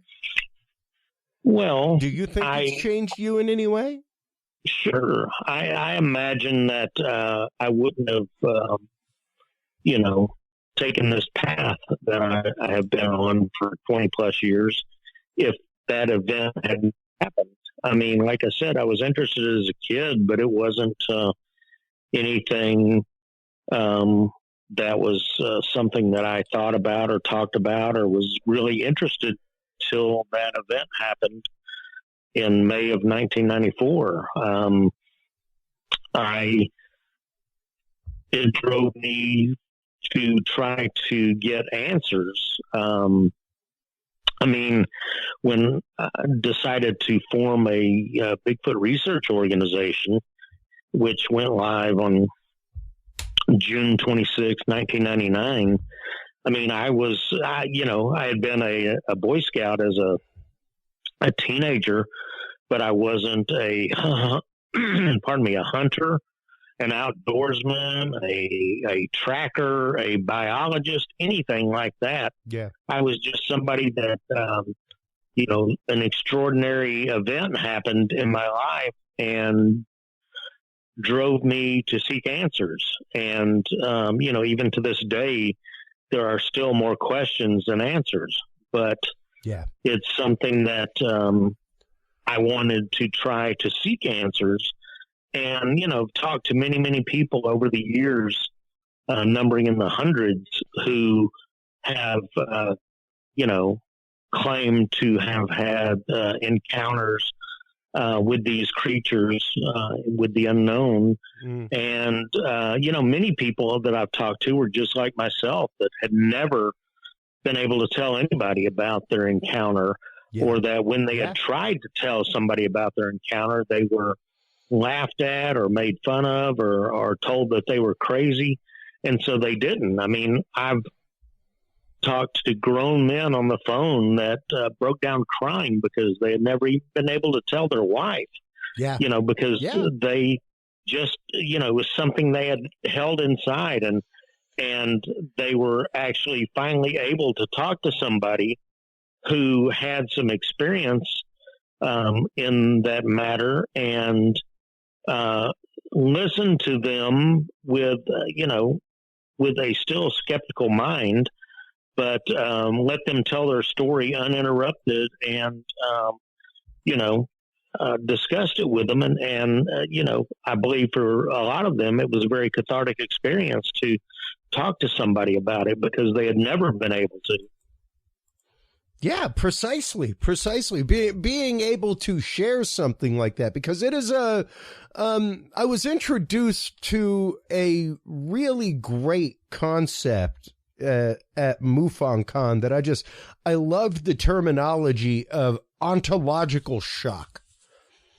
The idea that an experience is a ground shaking experience to the paradigm in which you live, to the point where the paradigm which you live it no longer exists or makes sense after your experience. And that is the experience that I've heard from so many people, especially with cryptid experiences, experiences with Bigfoot, things like that. The fact of they'll never not believe, right? And even the concept of the true believer, Craig. Like I'll never not believe that I had the religious experiences that I had. Like they were a case of ontological shock for me. From that point on, the world was never the same, and I couldn't look at the world the same way. Now, during your time investigating with the Bigfoot Research Organization that you helped start, what was some of the best evidence that you came across or that you collected? Well, the best physical evidence that I ever encountered was shortly after the group started growing exponentially with members, is on January 27th, 2001. We had gone out with probably about 15 to 20 people, and had gone out to go scout an area where there had been reported sightings, and not that far from downtown Dallas. As a matter of fact, it was probably only about 45 minutes or so east of Dallas, an area between Terrell and Greenville, on the east side, on the west side of Lake Tawakoni, that we had, it was Highway 34, that we pulled off on an old section before they had built the new highway through there between the two towns, and parked off on this old section of road that was no longer in use. And we hiked following this creek under the bridge of the new road, a couple of miles in following the creek as it emptied into the lake.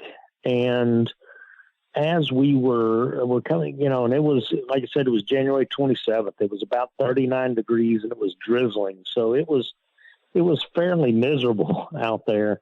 But on the way out, after we turned around and started hiking back to where our vehicles, we had encountered a large grassy meadow area, and the ground was getting rather soft with the moisture, and so we fanned out all the people that were walking back to just look for anything strange, unusual, and we actually found a trackway of 3 tracks that were a right, left, and a right.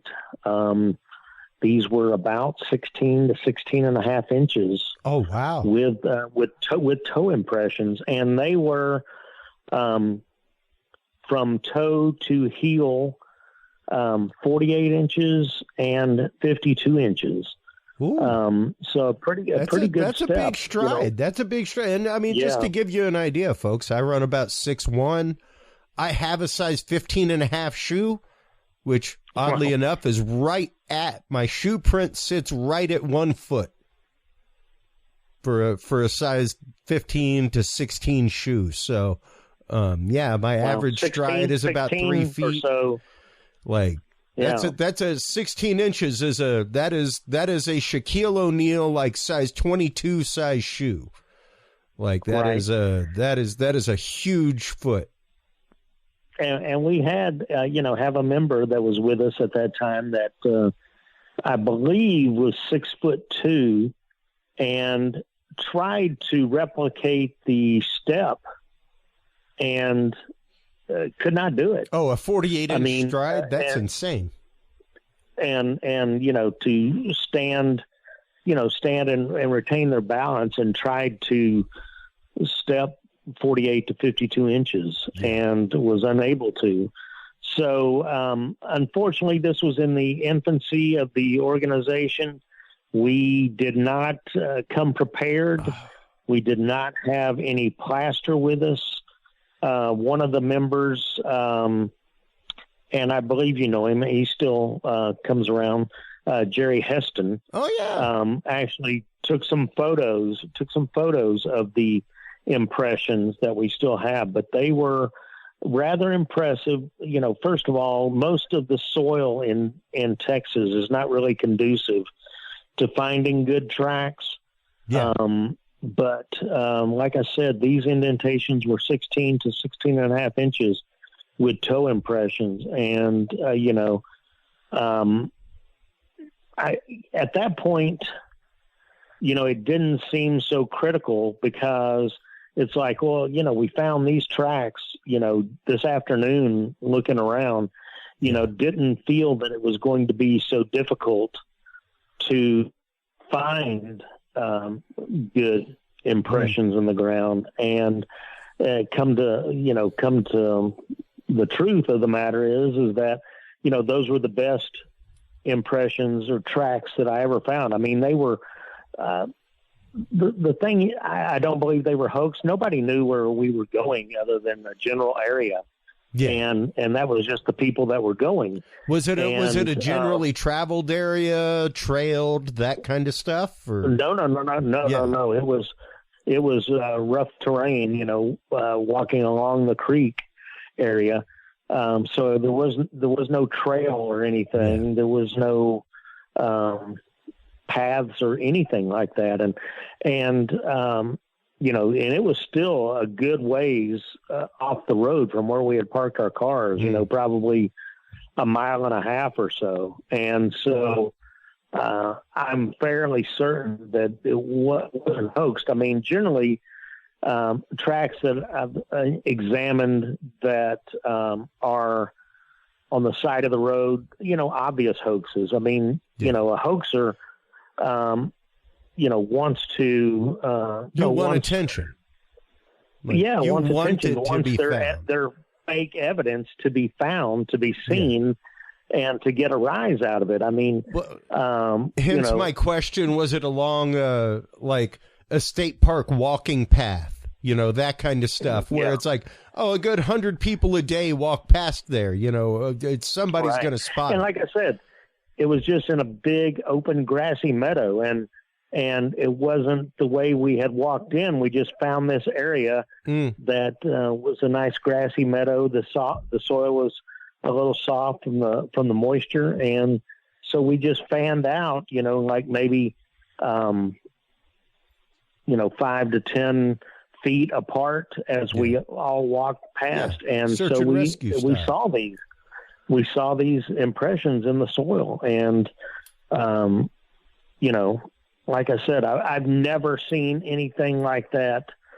Not saying, a cast of an impression that I haven't, but I'm talking in the ground, fairly fresh is, from what I could ascertain. Like I said, I'm not a wildlife tracker or anything like that, but these prints look fairly fresh. I mean, the grass was pressed down in them, and the soil was moist. And, I don't know why there was only 3 impressions. I don't know if, like I said, our friend that was rather tall, tried to make, wasn't able to make any kind of an impression in that soil, and was not able to match the length of the steps. It was just pretty surreal to see something like that in the ground with your own eyes, that no telling how long ago that subject passed through there and left those impressions. I mean, I certainly wish that, if nothing else, that somebody had sent to the hardware store. It was on a Sunday afternoon, but to go pick up a bag of plaster, if nothing else, to mix up and pour in these, because they were just incredible. Man. Yeah. And, that really does speak to the fact, Craig, no admonishment or anything like that, but it is one of those, it's a kick yourself in the butt moment. Oh, sure. Where it's after that, man, we started. Good luck ever leaving the house without it again. Yeah. It's like after that, we started carrying, kits, plaster and plastic just bags buckets of plaster mix in your trunk at all times. Correct.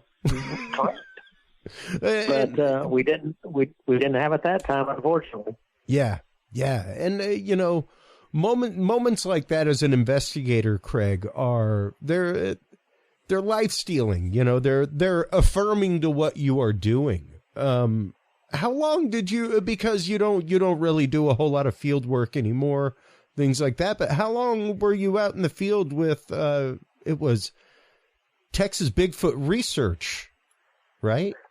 From 99 through about 2010. Oh, wow. I did other things that organized things.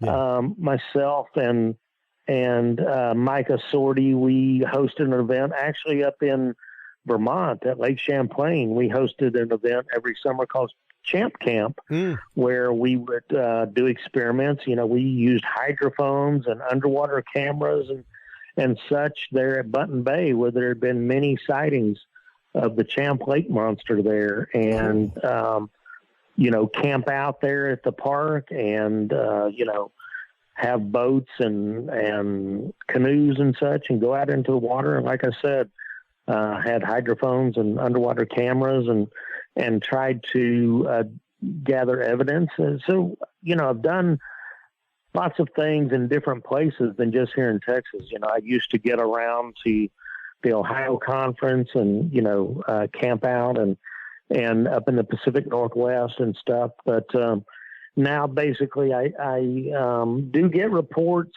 I do have investigators that will look into these, go out and meet the witness at the scene.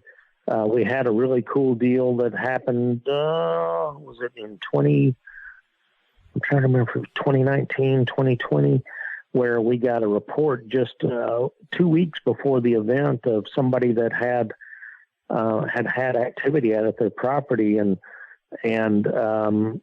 they had a greasy face print on their glass kitchen door about 7 feet off the ground. And we actually went and got took the glass out of the door, brought it to the conference. We had investigators that interviewed the witnesses at the scene, and that actual glass, Cliff Barrickman was there at that event, and he and Shelley Covington, Montana, actually pulled DNA off of that Doug Hychek has. It's supposed to be waiting for testing that's going to be used in the new Sasquatch Legend Meets Science Part 2 that he's working on. Actually not only pulled DNA off of it, but also actually pulled the face print off of the door itself. Oh, epic. And Cliff has that evidence, up at his museum up in Oregon. Wow. And that was something really cool. And that, like I said, that just happened right before the conference, and it was unscheduled. One of the guys that looked into it, Michael Waldy here, went and met the homeowners and actually pulled the glass out of their door and brought it to the event. We had it set up in a private room. We played the video of the interview of the homeowner and his family, and showed photographs of it. And then we just said, okay, folks, we actually have the glass here in this back room, and be able to file in table by table, one at a time, to go examine this, with Cliff and Shelley there and Michael, and, to shine the lights on it, and where, people could actually see this piece of evidence that was only less than 2 weeks old. And like I said, after the event, Cliff and Shelley pulled the DNA samples off of it, and then actually pulled the print off of it. But, everybody that was there at the event actually got to file back there and see that, and everybody just thought it was the coolest thing they had ever seen. Well, yeah, man. And I mean, of course, the work being done now, with DNA being lifted from oil alleles, things like that, from handprints, skin prints. It's amazing to see where the technology is leading us. I've gone out on the limb on my show before and said, I see in the next decade where we will have isolated genetic material. Easily from the new genetic methods we have, the new ways to examine old materials without deprecating them, things like that. Sure. Technology, is exponentially increasing, and that's something that I've said from the very first is that I believe that these animals, which I think they are a flesh and blood primate of some sort, and I believe that, technology is going to catch up and surpass them, and will allow us to gain credible evidence of their existence. Oh, absolutely. And I mean, I've got the sightings map from the North American Wood Ape Conservancy up on screen right now. And when you look at just these sightings right here in the big thicket, Four Corners region of Texahoma, Louisiana, Texahoma, if you start considering, number one, the mass number of sightings there, number two, the ability to now examine just the sighting reports, things like that with AI, and the speed with which you could do that, and the patterns that we may find, like even migratory patterns during seasons, things like that, stuff that would take long-reaching studies, Craig, that AI with sighting maps and things like this could go through and give you cycles of the sun and all kinds of things that could be correlated to how and when these sightings are occurring, migratory patterns, all kinds of things. Yeah. One thing that people don't take into account of is that the 4-state region right there where the 4 states converge, Texas, Oklahoma, Arkansas, and Louisiana, has more forested region than the whole state of Oregon, more than the size of the whole state of Oregon. I mean, there's an incredible amount of forest land in southeast Oklahoma, northeast Texas, southwest Arkansas, and northwest Louisiana. I mean, the piney woods, the big thicket. I mean, there's incredible amount of forest land. And there are some areas, especially up there in that North Texas, Oklahoma region, and then in the big thicket, where you're hard pressed to see a good 30 feet in front of you. Sure. The forest is so dense. So yeah, the fact of there being a rangeable area, food source, homing source, everything right there is not at all beyond possibility. Not at all. Here in Northeast Texas, we have annual rainfall approaching 60 inches a year. Yeah. And that's just like any sort of wildlife. You have to have 3 things. You have to have a food source, you have to have a water source, and you have to have cover. Yep. And all those things are here in abundance. Yeah, precisely. So once again, with modern techniques, things like that, I'm positive that within the next 10 years we should be able to have some good genetic data on that has either been culled from AI or culled from the field. It's going to be remarkable to see where the technologies lead us in the world of investigating these things. So, before we let you go, my friend, let's let everybody know, because Jefferson, speaking of East Texas, things like that. I mean, I've got the proclamation right here. Not many people know, but Jefferson was actually proclaimed as the Bigfoot capital of Texas. Oddly enough, on my birthday. Oh, was it? February 12th? Well, what I have here, the resolution that you sent me. Okay, that's the county resolution that was just signed. Just last month, I believe. Right? What's the? Yeah, I can't remember if it was August or September. August 28th, on my birthday. August 28th. Yep. Okay, yeah. That I went to the. I had written up a resolution, basically stating that Marion County, which Jefferson is the,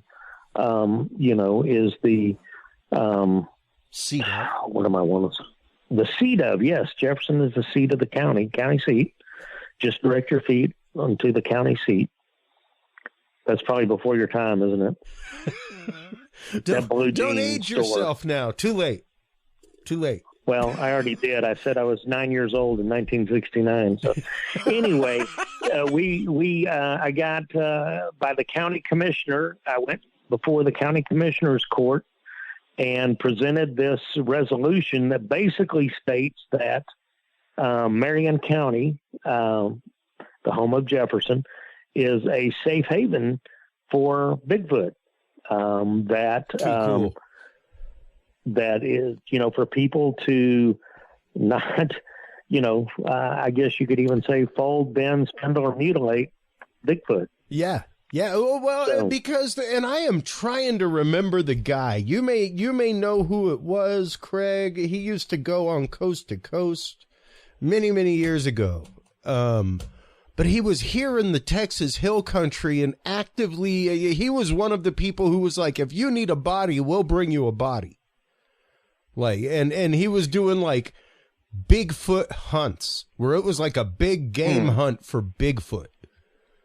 Like, go out in the hill country and hunt down Bigfoot and try to kill one. So the fact that you guys are actively protecting Bigfoot and giving it a safe refuge, good on you, my friend. Well, thank you, Chris. Thank you so much. As a big-footed hominid, I thank you for the preservation of my people. Well, like I said, that's a good reason, as you started with, for people to come to the Texas Bigfoot Conference, which is 4 weeks from yesterday here in Jefferson. All the information, speakers and their bios and such are out there on Facebook on the 2023 Texas Bigfoot Conference event page. That we got Maria Mayer from Expedition Bigfoot. Yeah, she is been called the female Indiana Jones. We've got Daryl Collier and Matt Pruitt, the author of Phenomenal Sasquatch. We've got Sibylla Irwin. We've got who I mentioned earlier, Shelley Covington, Montana, and we've got Ashlyn Brown, who is a genetic scientist. Wow. But we actually have, and this may be something that's unheard of, but 4 of our 6 speakers at the conference are women. Yeah. So we are definitely equal opportunity conference. We welcome all, and like I said, it's here in the Bigfoot capital of Texas, and Marion County here is a safe haven for Bigfoot. But the fact you had that done is awesome. That is awesome. Well, thank you. I mean, it's anybody could do it. You just have to actually care enough to do it. Exactly, because you can't just expect, your town or whatever, the mayor to write up a proclamation and state anything. Or for it even to be on his mind. I authored both of those things and presented them to the mayor and presented them to the county commissioners and the county judge. And you have the image there that is signed by the county judge. Too cool. That to approve this resolution, this county resolution. So, wow, it just adds to the whole atmosphere event that you're in the Bigfoot capital of Texas, and you don't have to worry about people coming here and shooting Bigfoot. Hopefully, that's right. That's right. Exactly, because it's one of those like. I don't think it will take a body. I don't think it'll take a body. I think we're going to end up with hair samples, oil alleles more than anything, from handprints, things like that. So we're going to end up with some mitochondrial DNA from that kind of stuff that will really send us down the path that we're looking for. And this isn't even... a case of disclosure or anything. I guess for some people it is, Craig.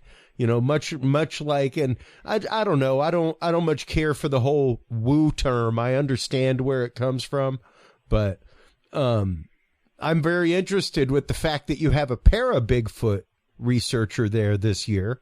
I think that's awesome.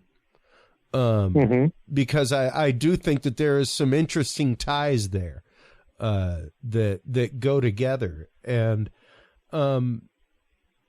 the fact that UAP has hit the news in the way that it has, I think, has opened all these conversations in a whole new way, given witnesses an open door for a lot of conversation, and given us all a whole new realm of things to pause and question and really think about, and not just in because it's interesting, the conspiratorials that are out there about Bigfoot and the fact that the federal government knows about it and they know about deaths from Bigfoot in national forests and how many of them there are. I get that very well could be. I don't know. I'm saying it as though it isn't. I find that a bit of a reach. myself, but I'm not going to say it isn't a fact. It very well could be. But it's interesting to me to see all of these communities really coming together. Whereas many years ago, once again, you'd have been hard pressed to find another Bigfoot experiencer to sit and have a beverage with. If you got time, if you got a few minutes, I can discuss something that just happened. Oh yeah, absolutely, man. Go on Facebook. Like I said, this is Marion. The next county over is Harrison County. Yeah, and the Harrison County Sheriff's Department on their Facebook page every day lists the incident reports that come in that they follow up on. And one of them was an incident report that somebody had called in and said that in the next county over that they had a game camera photo of what they could only, describe as a Bigfoot. And the Sheriff's Department posted that on their Facebook page. And this happened on, I believe it was on a Sunday. Well, Monday morning, again, taking the initiative, I called the Sheriff's Department and asked for some information about that, whether they could release that information to me or if I needed to file a Freedom of Information Act or whatever. And the lady at the Sheriff's Department, actually told me that they had passed that off to the local game warden, and that they took my number and said that they would ask him to give me a call. Huh. And about I think it was about 4:30 that afternoon, I got a phone call, and it was the game warden. And the game warden called me and explained that he had gone out and gotten a copy of the game camera photograph and found it interesting. He did say that he wasn't a biologist, but that he had forwarded that photograph onto Texas Parks and Wildlife biologists for their examination of the photo, and that we started talking, and it was very close to Caddo Lake where this took place. About 10 miles as the crow flies. I looked it up on the map and measured it. Only about 10 miles from Caddo Lake and Big Cypress Bayou that flows through Jefferson and into Caddo Lake. Yep. I got his name and his phone number and asked him about any other incidents that have been reported. And he said, yes, that they have over the years gotten reports in, and that they don't, it's not termed Bigfoot or Sasquatch, that actually the local people that, always call it the Caddo creature, and that there had been other reports over the years of Bigfoot type animal that people had witnessed out there. And so I haven't followed up with him. Like I said, he had told me that he had forwarded the photograph on. So I will, it's been maybe a week and a half, maybe 2 weeks. Interesting. Maybe tomorrow it'll be 2 weeks since I'd spoken to him. And I need to follow up to see if he got any word back from the biologist on what they thought was in the picture. But like I said, he didn't offer any opinion as to what he thought it might be. And again, I haven't seen the photograph. I hope that I can get an opportunity to see it. I promised him, even just to hear a game warden and Texas Parks and Wildlife officials say, like, well, I don't know what it was. Right. Like they're pretty familiar with their wildlife, you know, Yeah. like that's kind of their gig. Yeah. So, like I said, I hope to get a follow up from him on it. Yeah. I promised him that I would, he would remain anonymous in any discussions I had about him. This is really, I posted an update on Facebook because I had shared the original incident report, but this is the first time I've talked publicly about it. Well, I'm glad it was on here. I guess you got the scoop. I got the scoop. But I'm hoping, like I said, I'm hoping to get a follow up soon. Well, and one of the things that I have found very, very interesting over the last many years, specifically going out and doing all the conferences that I've been doing, Craig, and talking with people, meeting investigators, meeting people that do field investigations for groups of all kinds of things, be it paranormal and ghost to Bigfoot and cryptid to, psychic, all kinds of things. I have met more former badge wearers in the last 2 years than I don't know where, like I'm a fourth degree knight of Columbus. I don't think I've met as many cops, a lot of law enforcement, a lot of ex-military. Yeah, when you're talking UFO, UAP research, things like that, and it's interesting to hear how many of them come to it because, like, hey, man, there was a call I was called out to that I'll never be able to explain what that call was, and that's what brought me into this. I got a cool report that we got back years back that was reported to us, and we actually were interviewed by the local newspaper about this report, and actually a photograph that somebody had taken down in the Houston area, and it was written up in the local paper.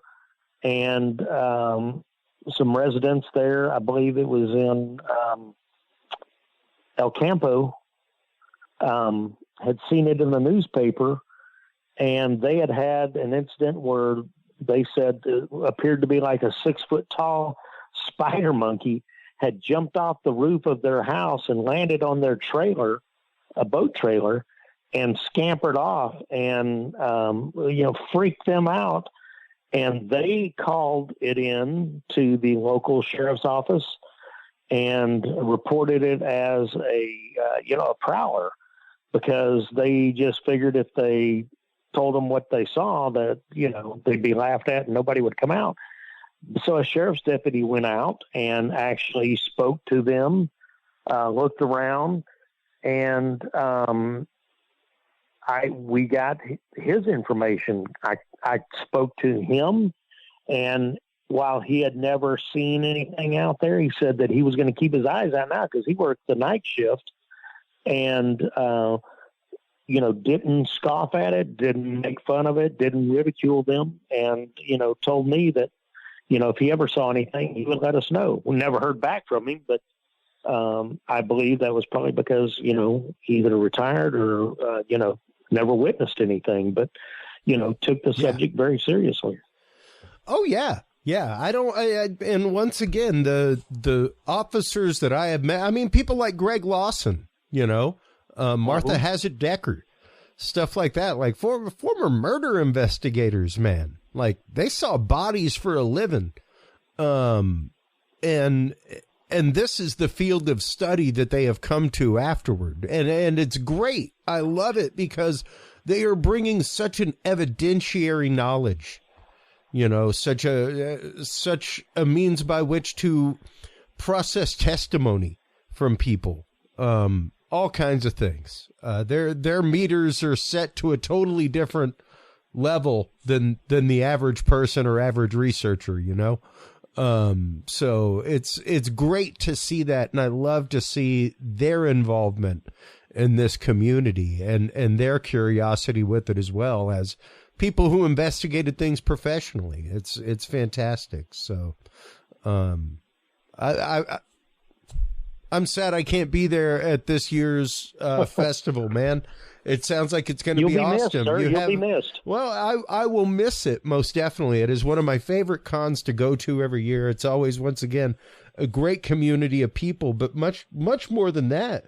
The researchers and being able to sit and talk with them, like I said, in that intimate way is just so fantastic. And good for you for assembling such an amazing range of speakers this year, man. That is incredible. So before we let you go, one last time, like, shameless self-promotion. Let everybody know where they can go to follow Texas Bigfoot Conference, where they can go to get their tickets, where they can go to buy their VIP tickets, which there is still a few available, I believe. Yes, sir. So let everybody know where they can go to get tickets, everything else, Craig. Well, you can find that information on Facebook. There's a Facebook event page. There's also a Facebook page for Texas Bigfoot Research Center or the Texas Bigfoot Conference. But if you search for the 2023 Texas Bigfoot Conference, you can find all the information about the event. It is on October 20th through 22nd, which is incidentally the third weekend in October in Jefferson is officially Texas Bigfoot Weekend here, as proclaimed by the mayor back in 2005. That's right. So all that information is there. You can see who the speakers are. Like I said, I named them earlier, but we've got some great speakers. We've got Maria Mayer from Expedition Bigfoot, who's a degreed scientist, a primatologist. Yeah. She has actually discovered a species of primates in Madagascar. The female Indiana Jones, she will be here. Like I said, a couple of guys from NAWAC that you mentioned, the North American Wood Ape Conservancy. We've got some science. We've got Tabilla Irwin, who's is a sketch artist and does eyewitness sketches. We got, like I said, a genetic scientist. So we've got a wide range of people and should have a good crowd, cool people to meet and greet, hang out, and chew the fat and shoot the breeze. Heck yeah, man. Absolutely. Once again, always great talking with you. Always great to see the lineups that you put together. You really do put on some fantastic shows, my friend. Well, thank you, Chris. It's much appreciated. And like I said, I'm sorry we're not going to get to see you, but did see you at the Texas UFO Con last month, and then saw you at the Dogman Cryptid deal, and I'm sure we'll see you in Falk, Arkansas for the Monster Festival in April on next year. My calendar right now. So yeah, absolutely. I can't wait, man. Hold the line while we close things out real quick, and we'll chat. While you are online, checking out all the amazing work of Craig Woolheater and his organization of the event, Texas Bigfoot Conference out in Jefferson, Texas, make sure to stop on by Curious Realm. That is where you can like, follow, subscribe, share the show. CuriousRealm.com is the website. That is where you can find our store, CuriousRealm.com/store. That's where we have not only our swag, but all the books from our amazing guests are listed there. Just click the book cover. It'll take you right to it. And Amazon, folks, thank you so much for tuning in as always. It is always great having conversations with you. It is always great growing as humanity with you guys. Take care of yourselves. Take care of each other. And remember, stay curious. We'll talk to you soon. Bye-bye. Thank you for tuning in to this episode of The Curious Realm. Stay tuned for more guests, forbidden topics, and hidden truths. Download the official Curious Realm app and view the Knowledge Vault on our website, CuriousRealm.com. Follow us on social media by searching Curious Realm. Curious Realm is available on your favorite podcast services, as well as YouTube, Roku, Amazon Fire, and Apple TV through the APR TV app, available on all app markets. Curious Realm is a proud member of the HC Universal Network family of podcasts. For more great content or to become a sponsor of Curious Realm or other podcasts, visit hcuniversalnetwork.com today. Thanks for listening. Stay curious. And remember, the other side is always watching.